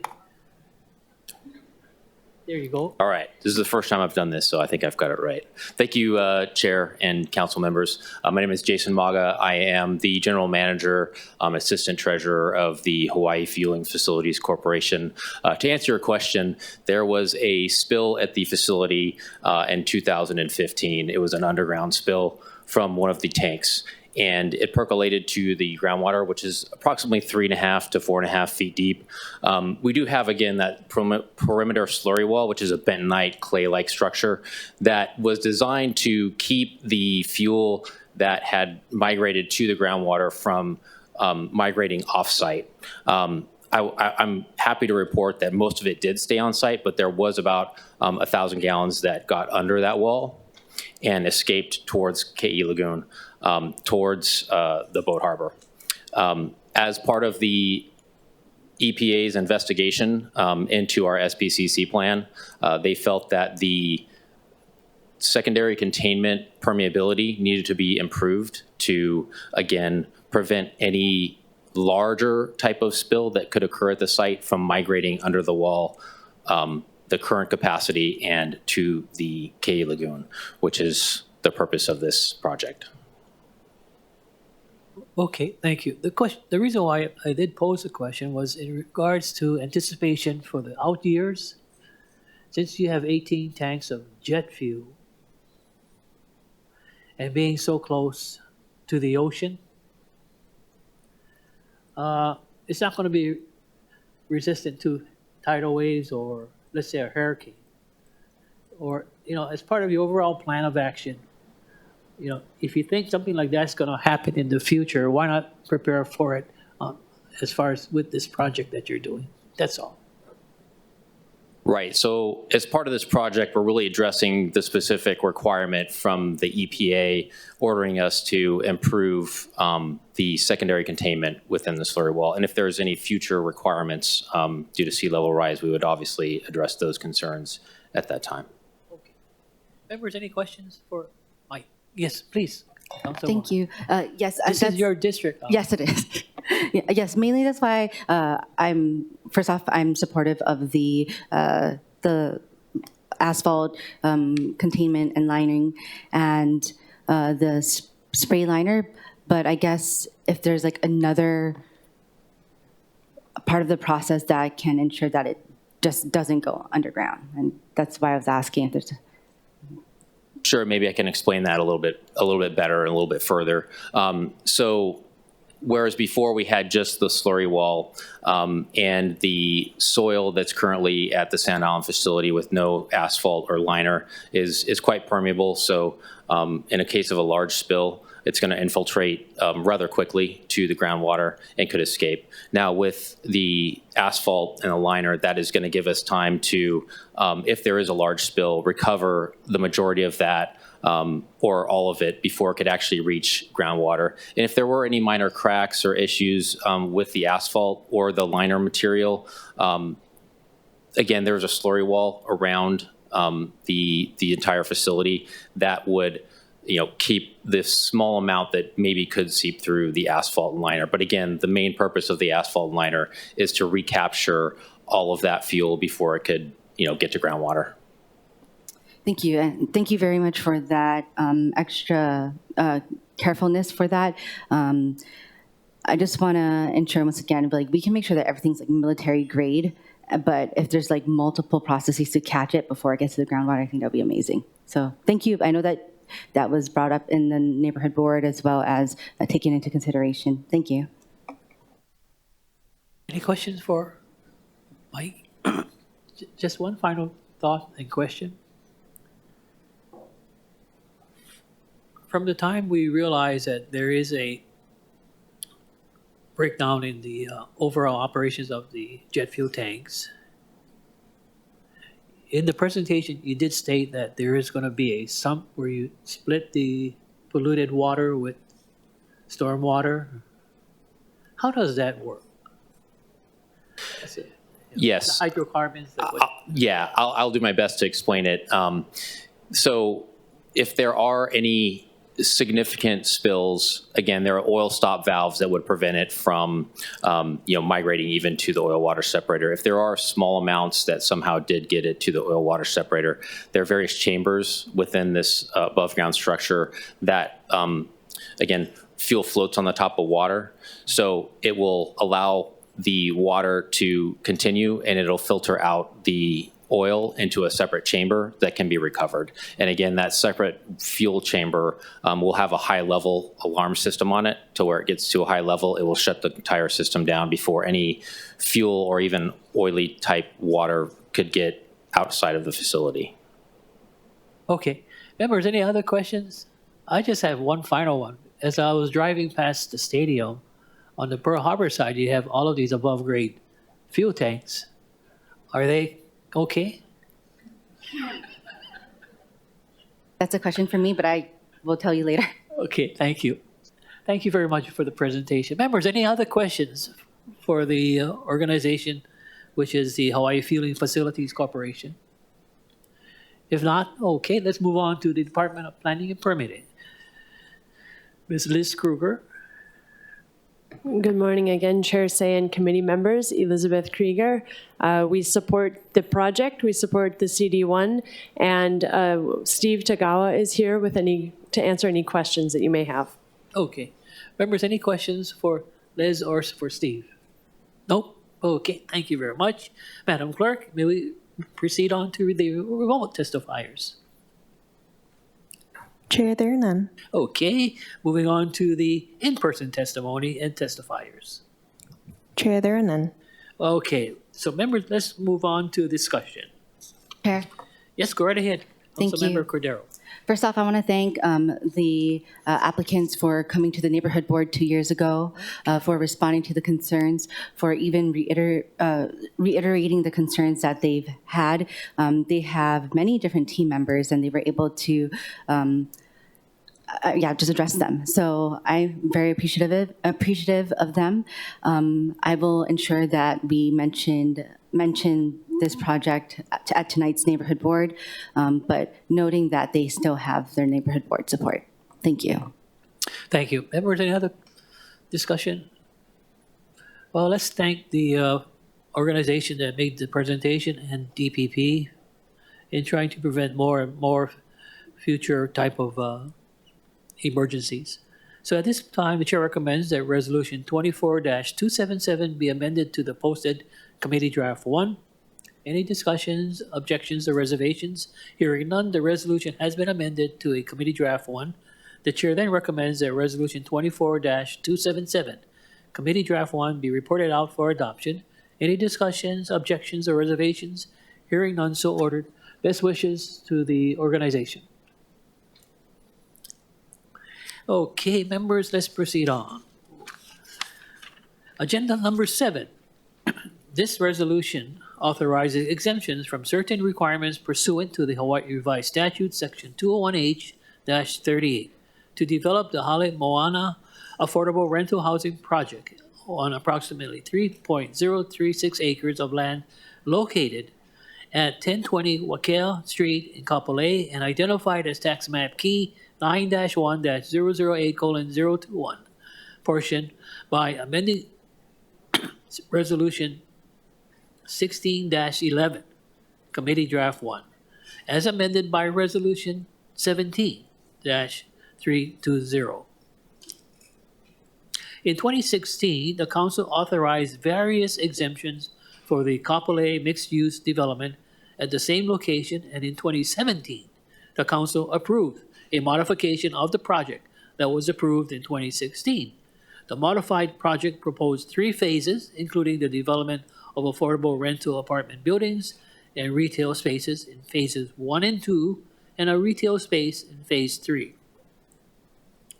Due to the high demand for affordable housing in the Kapolei area, as well as current market conditions, the applicant is proposing to modify the original project approved by the Council to 1. Convert the retail space that was constructed in phase 1 and 2 to community space, and number 2, construct 2 affordable rental apartment buildings in phase 3 and an additional phase 4 of the project instead of constructing a retail space in phase 3 of the project as originally proposed. Members, we have posted to the agenda an addendum of a proposed Committee Draft 1 version of the resolution. For your information, a summary of the amendments is listed on the agenda addendum. I am additionally proposing a verbal amendment to Section C.2 of the first be it further resolved clause on page 7, relating to the deferral of the payment of the Board of Water Supply charges and fees, and to allow the deferral of the fees and installation of water meter instead of until a certificate of occupancy is issued for each phase. This was requested by the Board of Water Supply.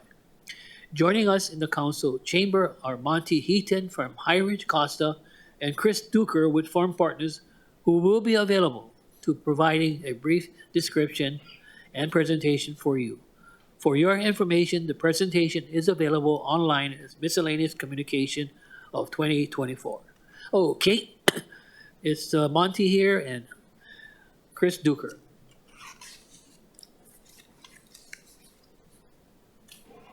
Aloha, Chair. Thank you. Appreciate it. Members of the committee. We're here today to, as mentioned, present the kind of an update to the Hale Moana community. Many of you are familiar with phases 1 and 2, which were completed in 2020 and 2021 respectively. A little bit about the development team. High Ridge Costa, again, we've been before you many times before. We're a nationwide affordable housing developer. That is all we do. We've completed and invested in over 28,000 units to date, and this project is a continuation of that mission. On this project, we are partnering with Forum Partners, who is our local partner and working with us on many projects, of which this is the latest. We're also working with AHEAD Foundation, who is a local nonprofit with the mission of pursuing the furthering of affordable housing in the state. This is the team that we're working with to design the project. And this is kind of a brief summary of the other projects that we're working on all around the state. So for a little history, for those of you who are not familiar with the project, we really began in earnest the development of Hale Moana in 2017, and the first two phases were completed in 2020 and 2021. Since then, we've acquired additional land on the same parcel, and with the goal of developing 2 additional towers and really kind of completing the project in that way.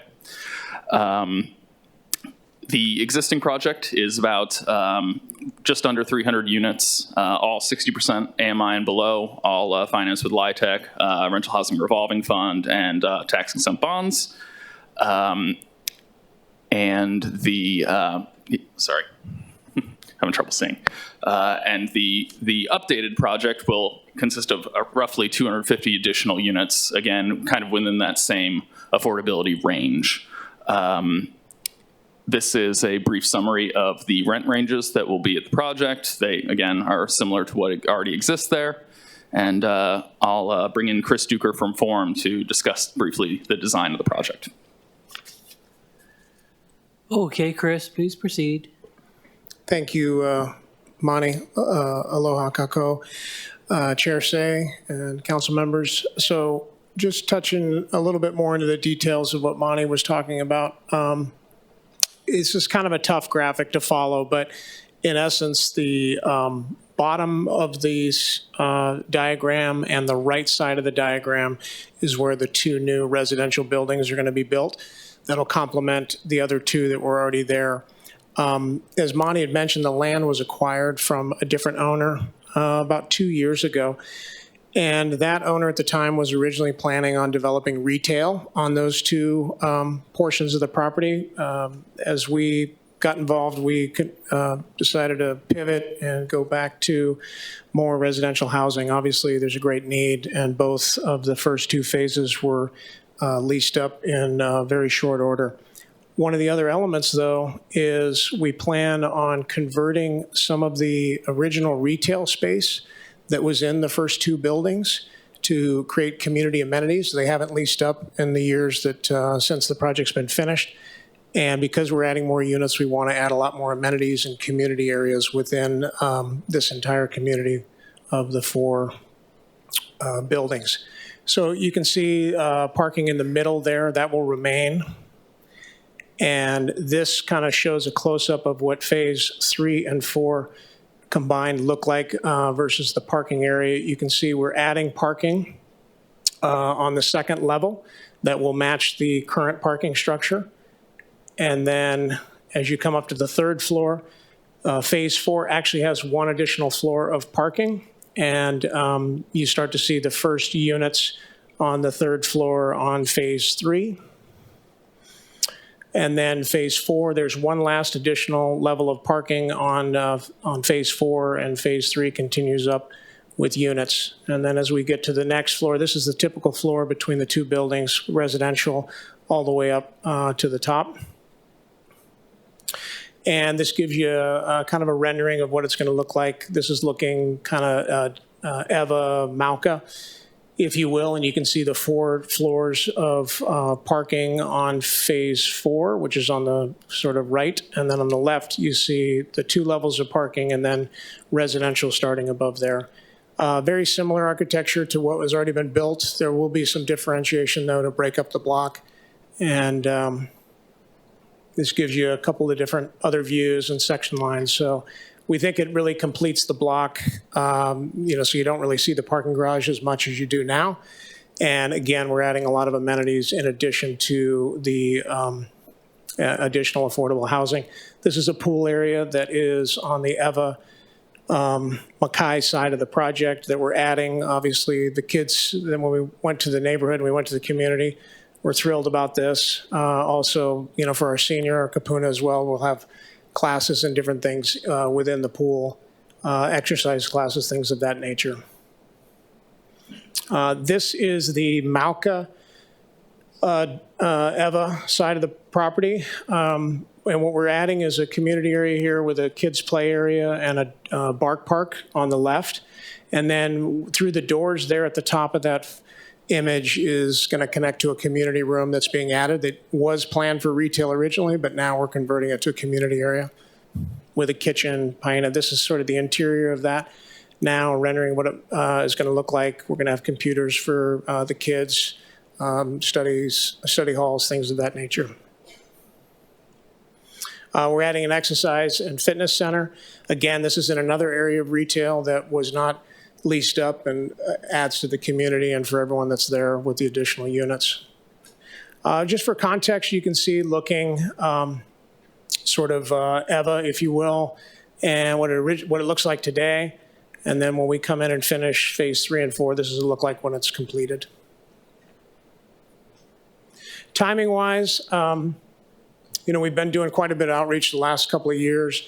We had our last town hall meeting with residents on September of 2023. We've gone to the neighborhood board a couple of times. The last time we were there was September of 2023. We received HHFDC approval. Here we are today on the 20th. Our hope is that we'll be approved and then go to full council on the 11th. All of this is working so that we can submit our application for financing in February of next year. And the hope is that we'd receive an award sometime in September of next year and start construction in 2026 and finish in 2027, early 2028. And with that, any questions we're happy to take. Okay, members, any questions for Mr. Hilton and Mr. Duker? Okay, Councilwoman Cordero. Thank you, Mr. Duker. First off, it's 2024. You were last at the neighborhood board 2 months ago. Thank you for that. Yeah, sorry. Yeah, no problem. We know that, I know that you showed the TOD maps and community visioning, but as you know, that area with a lot of other types of apartments, the roads as well as the parking, as well as the layout of the property will kind of affect like how it affects the streetways, right? So would you be able to explain a little bit more on how you're looking to mitigate it through the design of your property? Sure. I think I understand your question. This is related to how the street frontage is. So as I mentioned, the retail struggled to lease up in phase 1 and 2. We were working to get it leased over a period of 2 years, and we're just unable to find tenants that were willing to go there. So one of the things that we're doing on the ground floor, while we're converting it to amenity and community space, that's how we see our ability to activate it. So we're expanding the lobby area. We're adding, as I mentioned, a couple of different areas with a fitness center. We have 2 party rooms that are being added. And the idea is that the street will be activated with our community members that are within the buildings. Because right now, as retail, it's just vacant, which is not good. And Mr. Duker, I was talking about like the design on the outside of the like fencing area.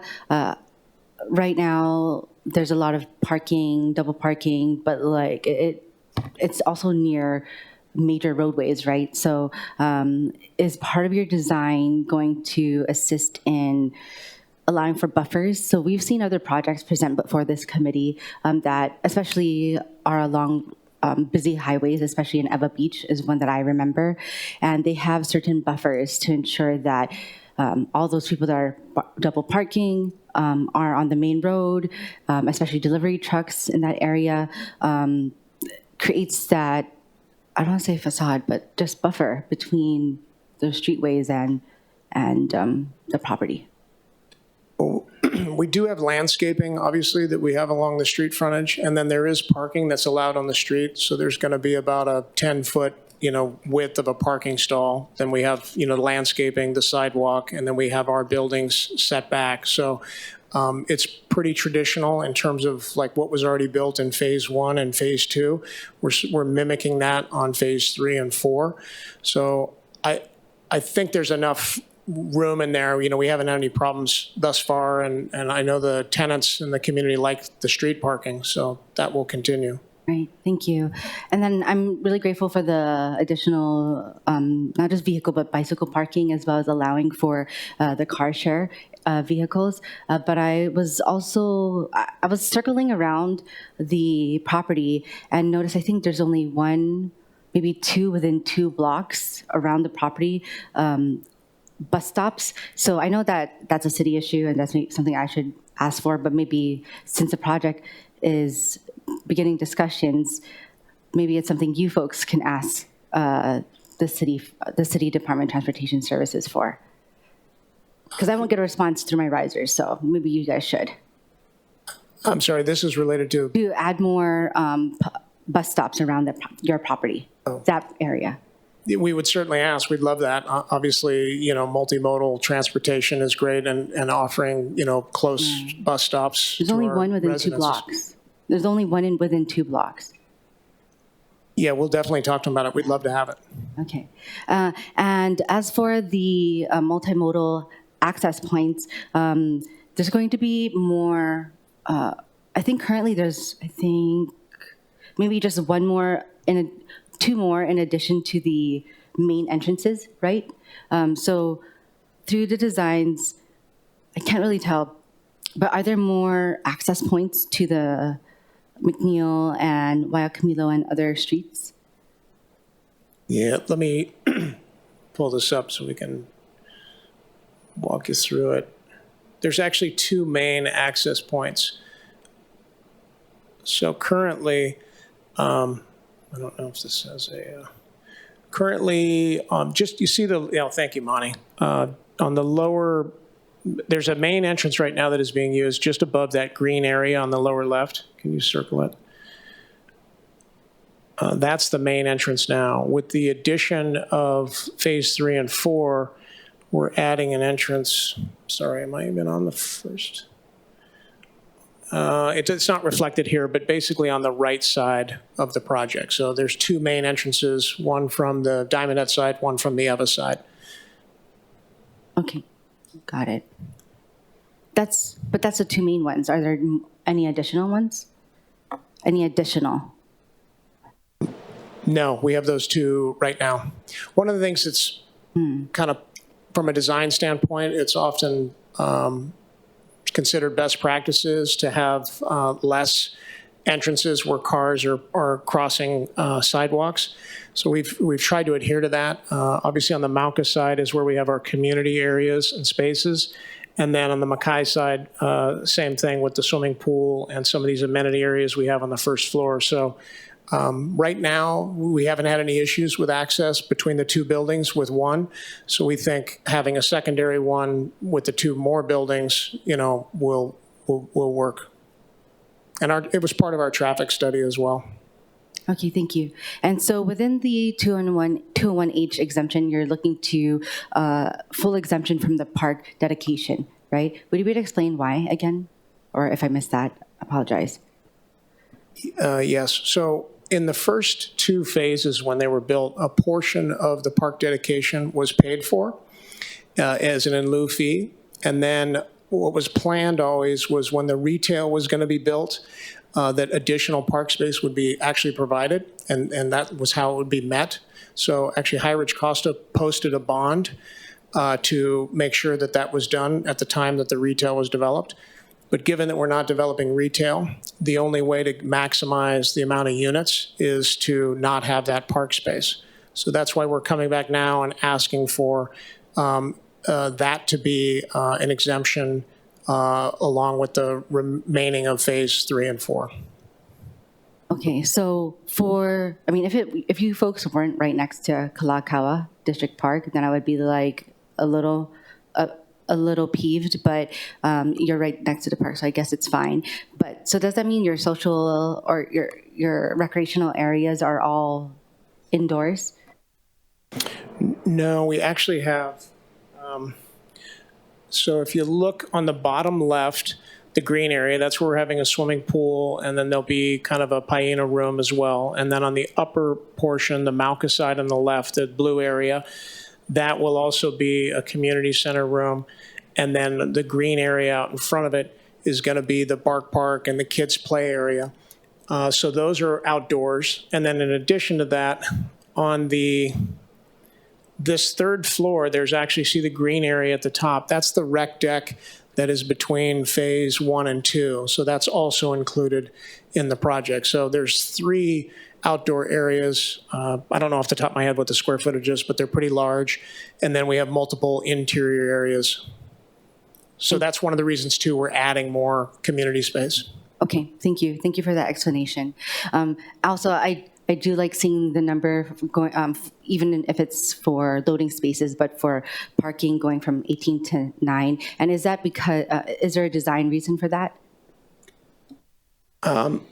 Yeah, I mean, because again, it was originally planned to be retail. We really had to kind of Rubik's Cube the plan to make this work. And so it's a little bit probably atypical than how we would do it if we were starting from scratch. But part of it is too, we haven't had as much parking demand on phase 1 and 2 as we originally anticipated. So we're kind of balancing it all out now as we complete the project. Okay, thank you. And for the affordable housing requirement, when will you know about if phase 6 is going to be leasehold for sale? I'm sorry, one more time? When will you determine if phase 6 will be leasehold for sale? These will all be rentals, phase 1 through 4. Okay, I'm talking about phase 6 though, because it says in the affordable housing requirement, if phase 6 is developed as a leasehold for sale building, allow the units for households earning 140, et cetera, 140% and less to be developed, marketed, and sold in accordance to the HHFDC. So I think you might be maybe looking at our next presentation, which is Councilmember sorry, Homes. I'm in the wrong one. Oh my gosh, someone just stopped me. Okay, I apologize. No apologies necessary. Okay, members, any other questions for the developer? Yes, please. Thank you, Councilwoman Chair. Pokemon. Good morning. I just had a quick question. You mentioned multiple times about the retail. I'm not too familiar with the background on that. So it was designed for retail, and then the reason it's not, and you've converted it, is because you didn't have vendors or merchants come in. Is that what happened? Well, backing up a little bit, this project was originally being developed by Coastal Rim Properties, which is a different development company, and they had gone pretty far in the process and gotten the entitlements, but they were struggling to get the project developed. And so High Ridge Costa came in at the time and became a partner and kind of took over managing the project in order to get it finished. So originally, that previous developer had planned on doing the remaining phase 3 as retail. And so after, at one point in time, a couple years ago, they decided they wanted to sell it. And so High Ridge at that time came in and said, hey, we'll buy it because we want to make sure that the block doesn't get developed into something, that's not compatible with the housing, 1, and 2, the desire to build more affordable housing. So that's kind of how that came about. Thank you for sharing. And the other 2 phases they did not have retail, or they did, and they're existing as retail right now? Yes, the first 2 phases had retail components within them. And again, this was kind of driven by the previous developer and also partially wanting to have mixed use development in the Kapolei area. And so those both were finished.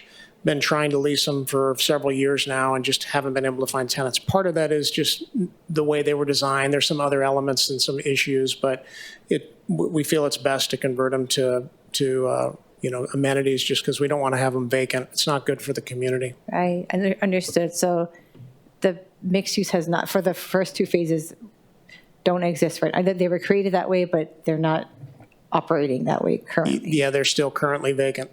Okay, thank you. Thank you, Chair. Okay, members, any other questions for the applicant? Thank you very much, Mr. Duker. Mahalo. At this point in time, may we call the Department of Planning and Permitting?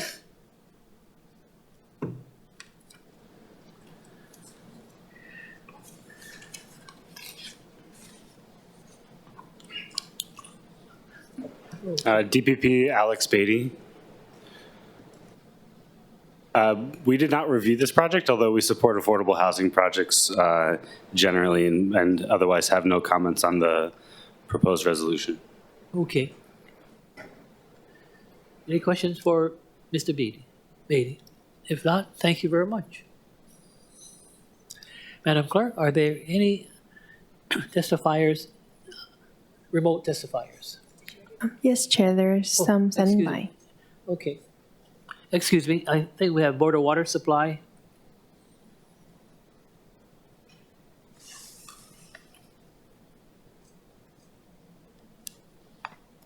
Kathy Mitchell with the Board of Water Supply. We submitted our written testimony with a suggested amendment, and I'm available for questions. Okay, Ms. Mitchell. Ms. Mitchell, can you explain to the audience and to the members what were the proposed amendments to the resolution? Yes, on page 7, item 2, the Board of Water Supply rules and regulations. This resolution, 24273, proposed CD1 for the record, is asking for a deferral from sections 102 and 202 of the Board of Water Supply rules and regulations to allow for a deferral of the payment of water system facility charges and the installation of water service fees. Estimated, our amendment is to strike out the language making reference to phase 3 and 4 until a certificate of occupancy is issued for each phase. And with the amounts, we replaced it with the estimated at $423,753 until the installation of the water meter, and the rest of the language is unchanged. Okay, thank you very much. Members, any questions for Ms. Kathy Mitchell? If not, thank you very much. Let's proceed on to the testifiers. Madam Clerk, are there any remote testifiers? Yes, Chair, we have one standing by. Okay, and that would be, Mr. Pane Meatoga.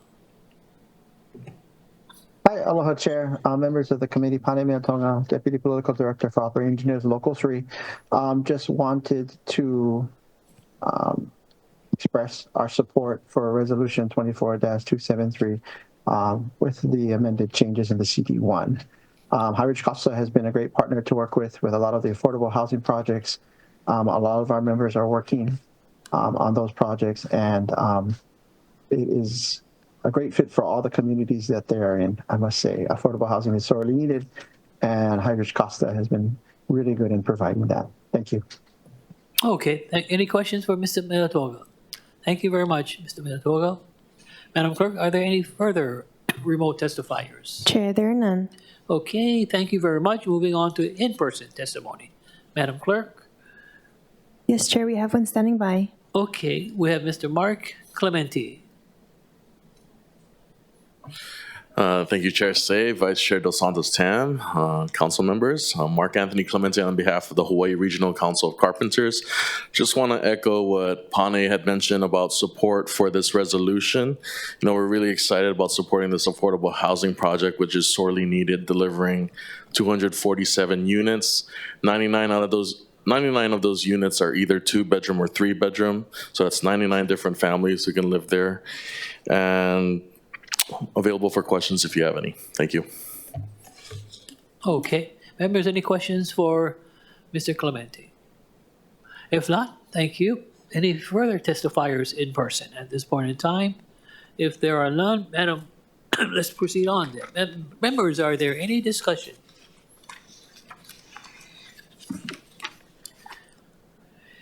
Moving on, members, let's move on.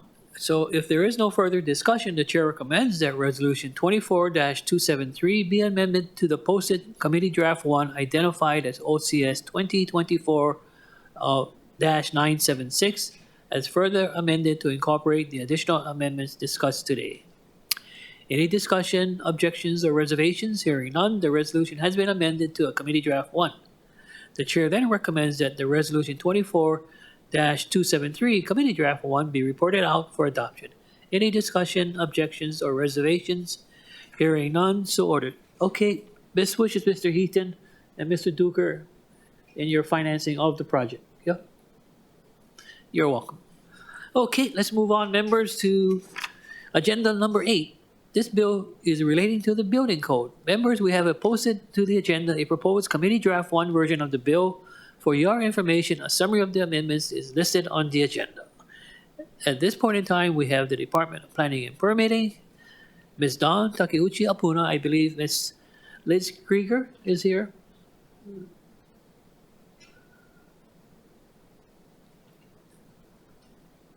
Good morning, Chair and committee members. We support this bill. I believe that we support the CD1. I actually have Don Kimura, the division chief for the building division here, to answer any questions about that. Okay. Ms. Kimura, would you like to say a few words?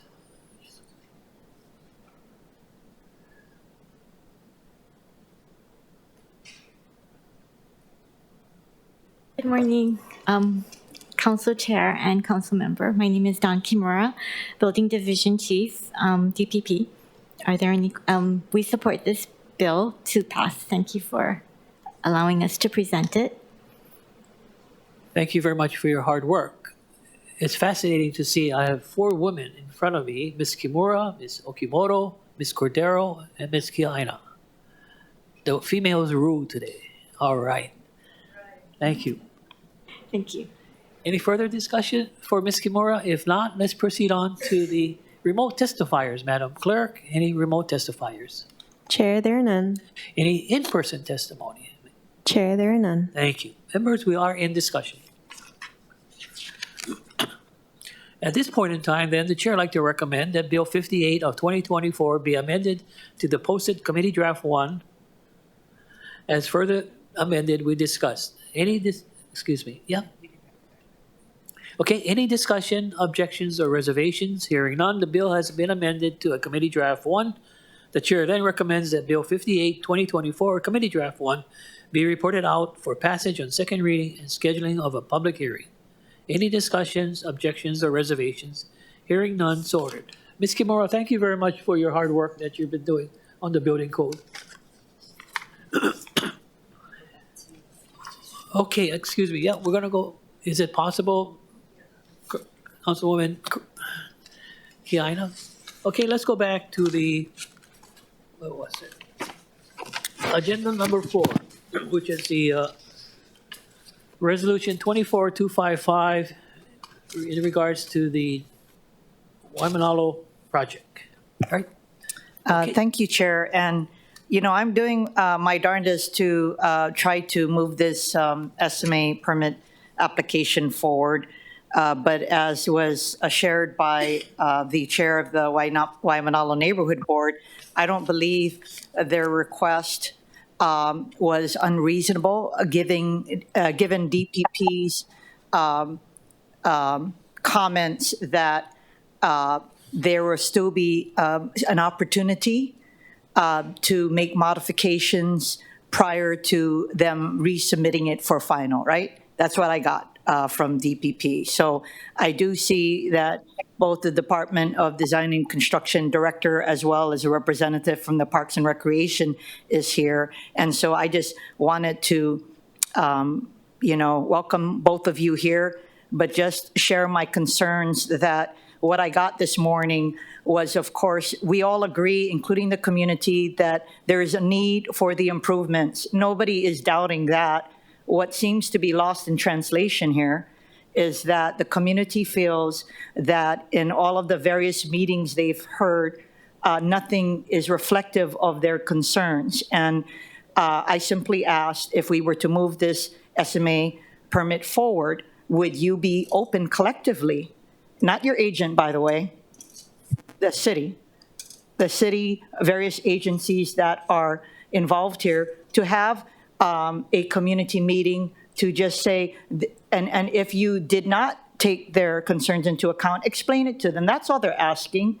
And then second, I don't need to tell you, Waimanalo is not like another park on Oahu or another park on the continental United States, right? So don't be bringing the same mentality of what you think improvements are that are good for other parks are good for there. It's a very special place, and that's why we have to fight to keep commercial activities out of Waimalalo, right? And I know all of you guys individually, you guys are very sensitive people, so I don't think my question is very difficult. My question is, are you guys willing to have a community meeting should this permit application move forward today with the community and to address some of the concerns that they have expressed throughout this entire process? Okay, Director Millie, would you like to respond first? Thank you, Committee Chair, and I really appreciate the opportunity. I apologize that we weren't here earlier. We have been working very closely with Director Thielen and Department of Parks and Recreation on this project. I understand that Director Thielen, although she can't be here, she is willing, and I am willing to meet with the community as needed and hear their concerns. So we will make that commitment to you as one project team that we can and will for this project. Thank you very much. And next we have the Department of Parks and Recreation. State your name. Yeah, hi, Jason. I was on the phone earlier, so I wanted to come in person, and I wanted to say that the city is committed to supporting the community on this project, and if we need to have another meeting, we will. We can. We will support that. Yes. Thank you so much. So with that, Chair, I have no problem with moving this permit forward. And again, I just want to make sure that you guys understand the nuances because we've had various community meetings. The community wants these improvements. You know that. You guys want it. I want it. But there seems to be something lost in translation. And I appreciate your commitment to doing your darndest to try to work with the community to make it right. Thank you. Okay, got your answer. My answer is I support moving this application forward. On behalf of Director Millies and Thielen, if we were to have to postpone it, we may have lost the monies. Is that correct, Director Haku? Please. Yes, I understand this was on a previous agenda, and so we very much appreciate the timely acceptance of this. Thank you. Okay. And for Jason, thank you very much for coming out from Waimanalo to be here with us. Yeah, no, thank you, and enjoy the next chapter of your life too. Oh, thank you very much. Okay, any other questions for the two testifiers? If not, then the chair will move for the motion to adopt. Okay. Okay, at this point in time, we've had the discussion. And we'll now move that the chair recommends that resolution 24, what's that? That's 255 be amended to my posted committee draft 1 identified as OCS 2024-935 as further amendment to incorporate the additional amendments discussed today. Any objections? Any discussion, objections, or reservations? Hearing none, the resolution has been amended to a committee draft 1. The chair then recommends that resolution 24-255, committee draft 1, be reported out for adoption. Any discussion, objections, or reservations? Hearing none, so ordered. Thank you very much for your attendance for the director and the deputy or the Waimanalo park keeper. Okay. And finally, members, let's move on to last of the agenda, which is a informational briefing. Oh boy. This is going to be a presentation on the Ka'ahumanu Homes redevelopment.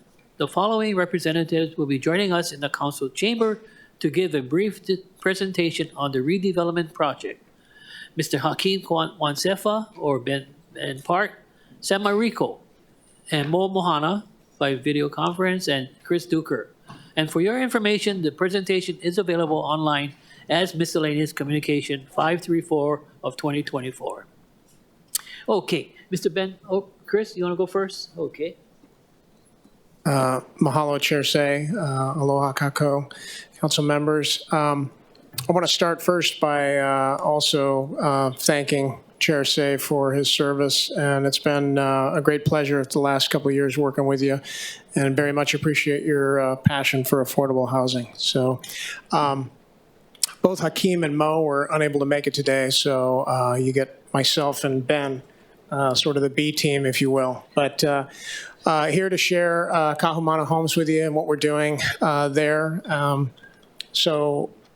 With that, let's get started. First off, our team, I'm going to go through this really quickly. It's a fairly long presentation that we gave to the community, but the chair will give you, we'll like to finish by 12 noon. We would like to finish by 12 noon so we could have lunch. So no problem. Keep it five minutes, and then we can ask questions. Okay. So I'll just go through our team, a little bit about the redevelopment update on Kahumana Homes, what we're doing there, talk about our residents a little bit, and then the redevelopment process and schedule that we're working through.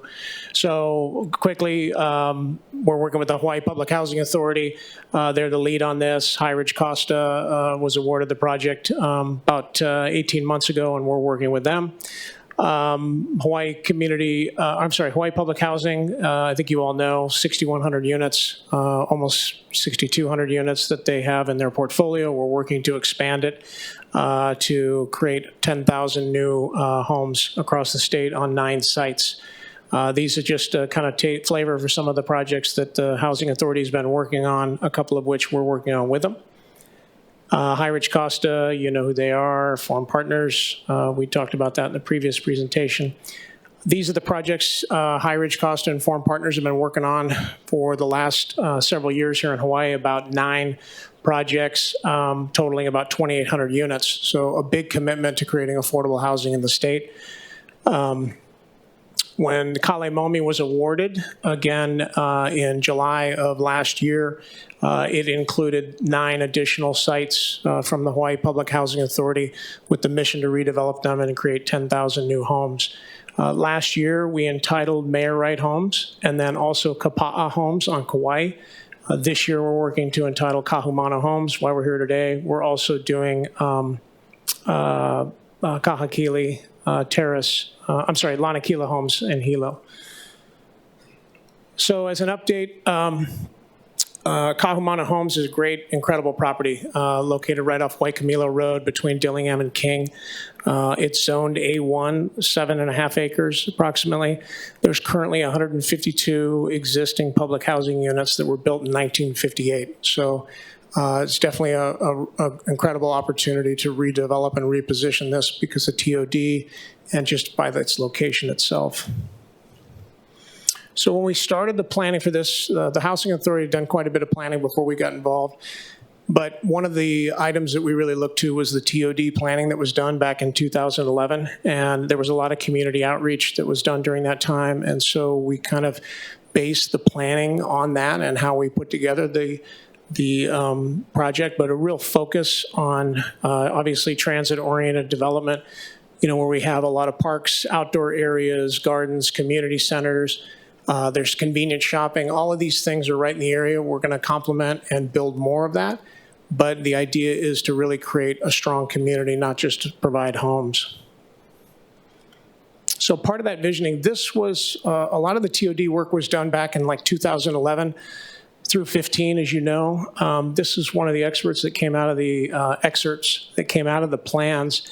And you can see there's quite a bit of development that was planned in this area. And so you'll get a flavor later on. We'll show you some of the renderings and how we sort of fit into this visioning. But as I mentioned, spent a lot of time really focusing on community areas, gathering places, where we have commercial, where we have community services, how they interact within the plan and with our community amenities, including bark parks and kids' play areas, things of that nature, all of the incredible things that transit-oriented development offers. So when you look at the plan here, again, about 7.5 acres, one of the other focuses that we wanted to work on, in addition to connecting with the rail in the area, is Kamehameha Homes. If you look on the left, lower left, you can see the aerial that shows Kahumana Homes, and then it's right adjacent to Kamehameha Homes, another one of the Hawaii Public Housing Authority sites that will be developed in the coming years. So we wanted to make sure as we focused on this development plan, that we made a really strong connection between the two projects. Other things I've mentioned, you can see the beginnings of kind of a real strong Pico area in the middle with our sort of retail plaza and outdoor mall area. We've got a kids-friendly space focus with swimming pools and other things as you head towards Kamehameha Homes. So the program is to build 1,550 units, and we're going to be, one of the focuses that HPHA really wants to do is deconcentration of poverty. So we're working hard to have housing at anywhere from 0% AMI upwards of 100% AMI. And then also at some point within the plan, we're going to offer a for sale product that's leasehold. But basically we've got buildings ranging from 18 to 28 stories up to 280 feet. Most of the project is going to be light-tech. There will be some missing middle and again, some for sale 1s, 2s, and 3-bedroom units. And all of the amenities we talked about before. We have parking. We're actually doing less parking than what we had planned at Mayor Wright. We're working to continue to reduce the parking that we're using. And as these are developed, we anticipate we'll do less and less parking as the community develops and as the transit infrastructure comes into play.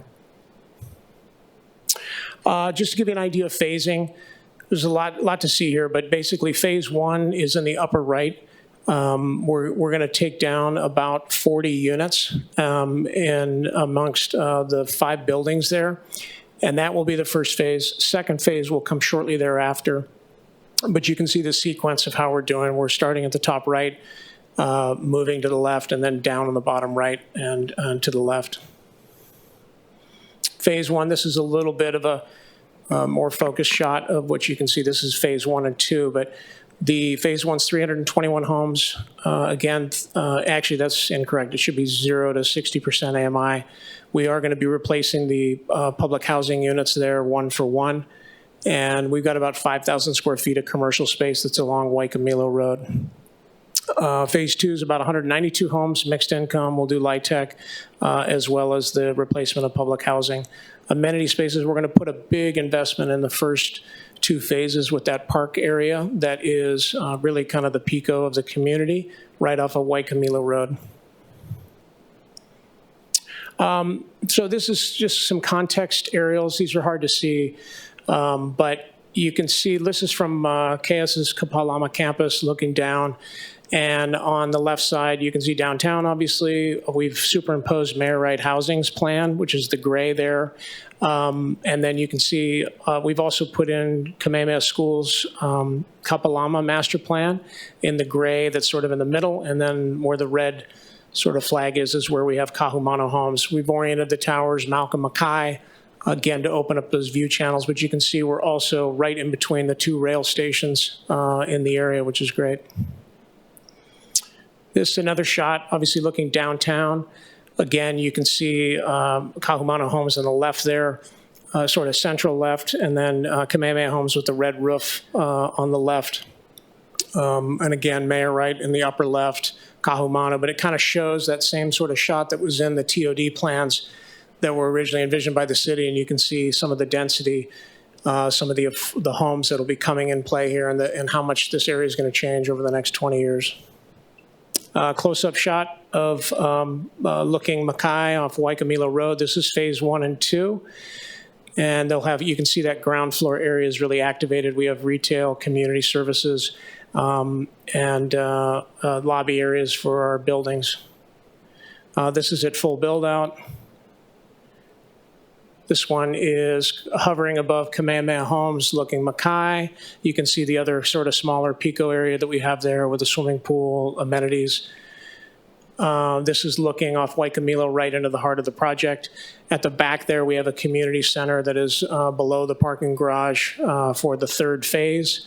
And again, we see this as a really festive place, food trucks, a lot of activation that we're going to do, close off the roads at certain times and have festivals and such. Another shot, kind of a little bit in closer at the Pico area, you can see some of the ground floor activation that's happening, and then phase 2 on the right and phase 3 on the left. This is a shot, Malka, evening shot that shows some of the other roadways. With that, this is the typical with most of the affordable housing projects we're working on. We are actually entitling this under the Emergency Proclamation 201H process. So I won't go through each of the exemptions we're seeking, but they're typical: height, density, et cetera. And our residents, residents first. It's very important to the Housing Authority and ourselves that we take care of the people that are living in these housing units now. We have a relocation specialist that we bring on board that works with each family to make sure that we help them with their move, to make it as seamless as possible. We pay all costs associated with that. And then any of the residents that are in good standing, they get the first opportunity to move back when the project is finished. I won't go through this. You all know this, who we're targeting and where it is, but it's really the working people of Honolulu. And then this is kind of gives you the rental rates. Again, you've seen this before. Process and schedule, as I mentioned, we're doing this under the EP 201H process. So we've done quite a bit of community outreach to date. This is just some of it that's listed. We are anticipating or hoping to get EP approval sometime in January so that we can submit in February. HHFDC has already approved this. They're approving it December 12th. Yeah, sorry, is our hope. And we're here for this courtesy presentation to you. And then we're going to work with Dawn, DPP director, to have a public meeting because she'll actually be the one signing off on this, assuming that she approves.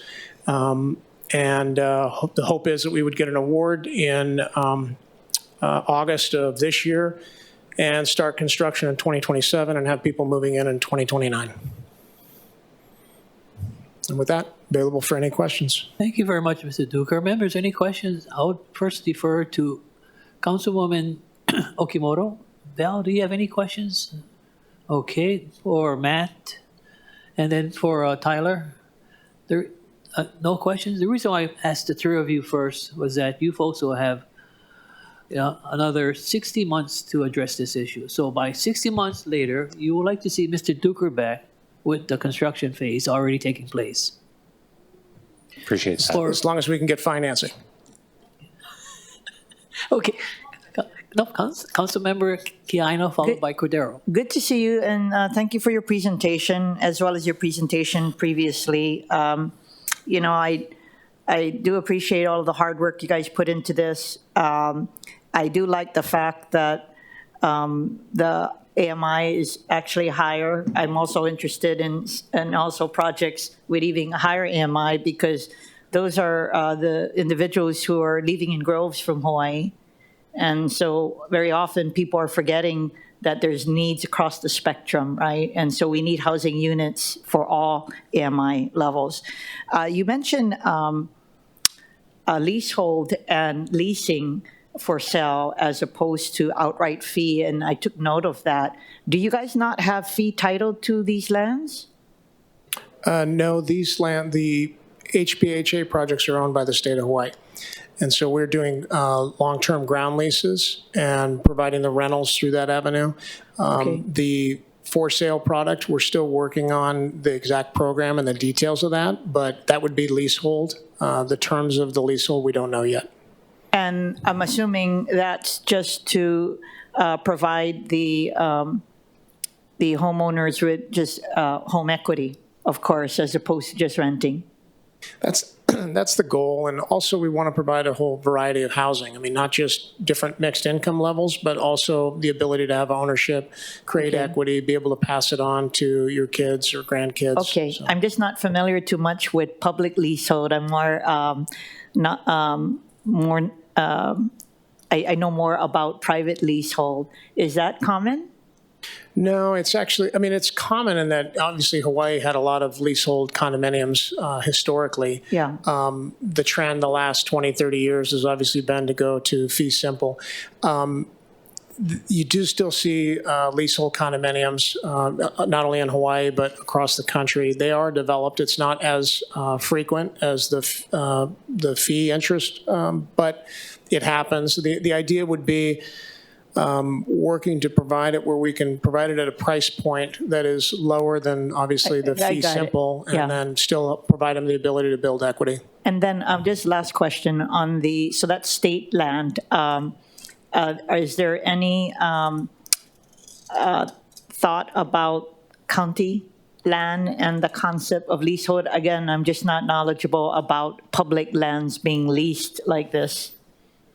Well, it's definitely a work in progress. I mean, we're still working through the program to make sure that we can do it in a way that's viable economically. I don't have an answer to that, but I mean, certainly a leasehold condo, whether it's on county land or state land or private land, has the same obstacles and the same challenges. Okay, look forward to your guys' formal introduction later. Thank you.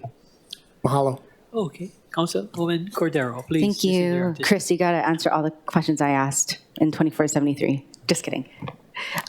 Well, first off, thank you again for your understanding about my mix-up there. But I do have a question about, so actually, Councilmember Kiana asked my question about the leasehold, so that helps. But in addition to that, if you do decide that for phase 6 to do the leasehold for sale, will you then have to come to the city at any part of the process for that part?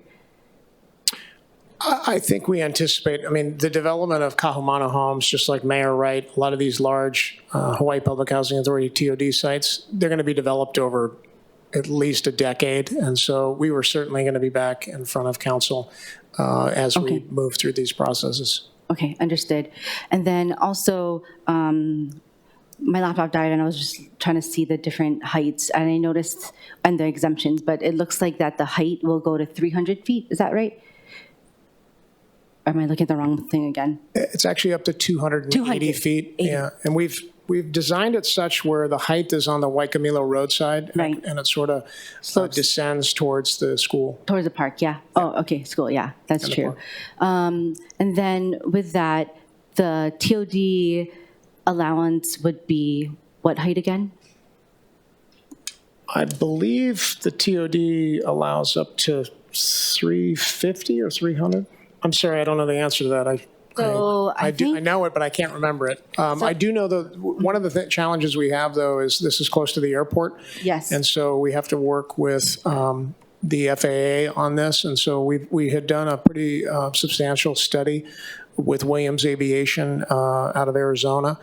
And we determined that we think we can go up to 390. Yeah. I'm sorry, 290. Where's the heights? Potentially up to 350, but again, we have to work through a process with the FAA to prove that. But one of the reasons we ended up going where we are today on the height is just where we felt it made sense given parking ratios and things. Our hope is in the future, and HPHA's hope is to push greater density. So over time, as we come back to council, our hope is that in future phases, we're actually going to be asking for more units, maybe greater heights, but today this is what we're at. Okay, yeah. I would ask further question because I just want to ensure that you're in compliance with the TOD zoning, and so you're requesting for an exemption to the height limits, yes? We're requesting exemption to the, I believe, actually, excuse me, one moment.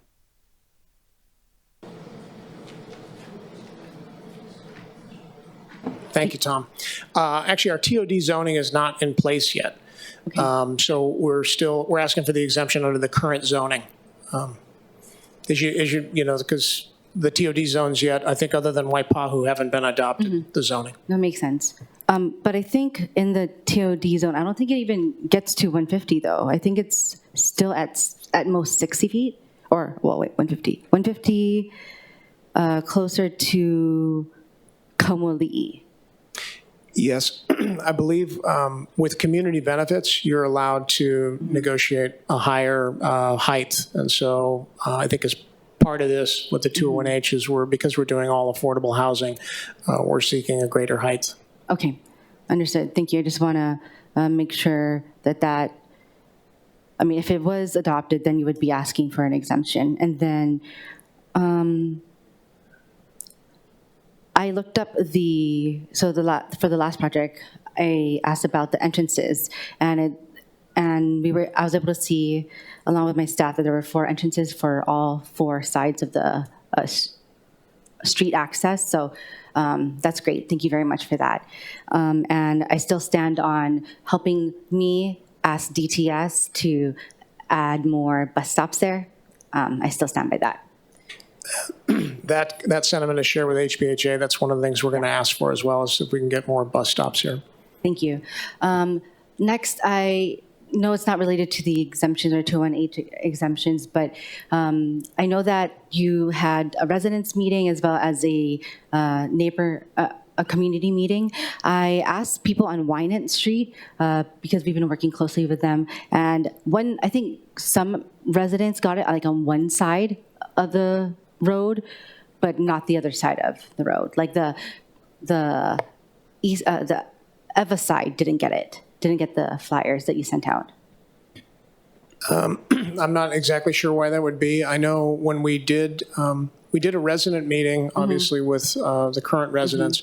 When we did the town hall meeting, we actually sent out mailers, I think, to the tune of about 2,500 within the surrounding area.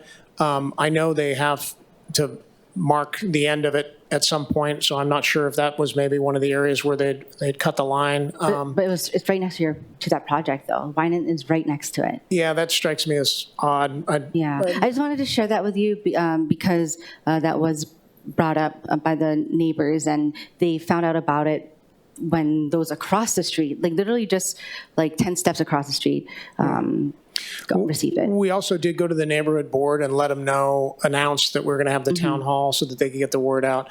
And then we also actually went to the neighborhood board and provided a presentation as well. Yes. So we worked hard to get the word out, but there may have been an error. Right. But I remember that was the one in September. But okay, well, I just wanted to ask those questions and ensure I let them know that some of the neighbors right next to the property didn't receive it while the others did. Thank you.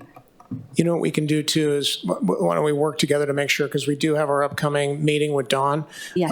That's going to be a public meeting that we're going to hold. So we'll make sure that we get them flyers so they can come to that meeting and comment. Perfect. That's wonderful to hear. Thank you. Thank you very much, Mr. Duker. Mr. Park, would you like to say a few words on behalf of the state? Will the governor propose another extension of the proclamation? Hi, good morning. Ben Park with the Hawaii Public Housing Authority. Thank you, Chair Say, for allowing me to speak today.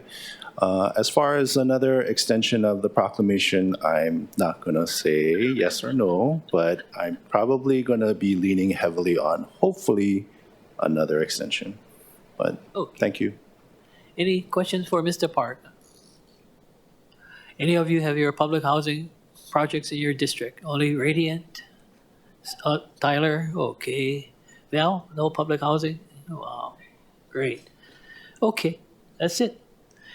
Okay, Madam Clerk, may we go with the remote testifiers? Chair, there are none.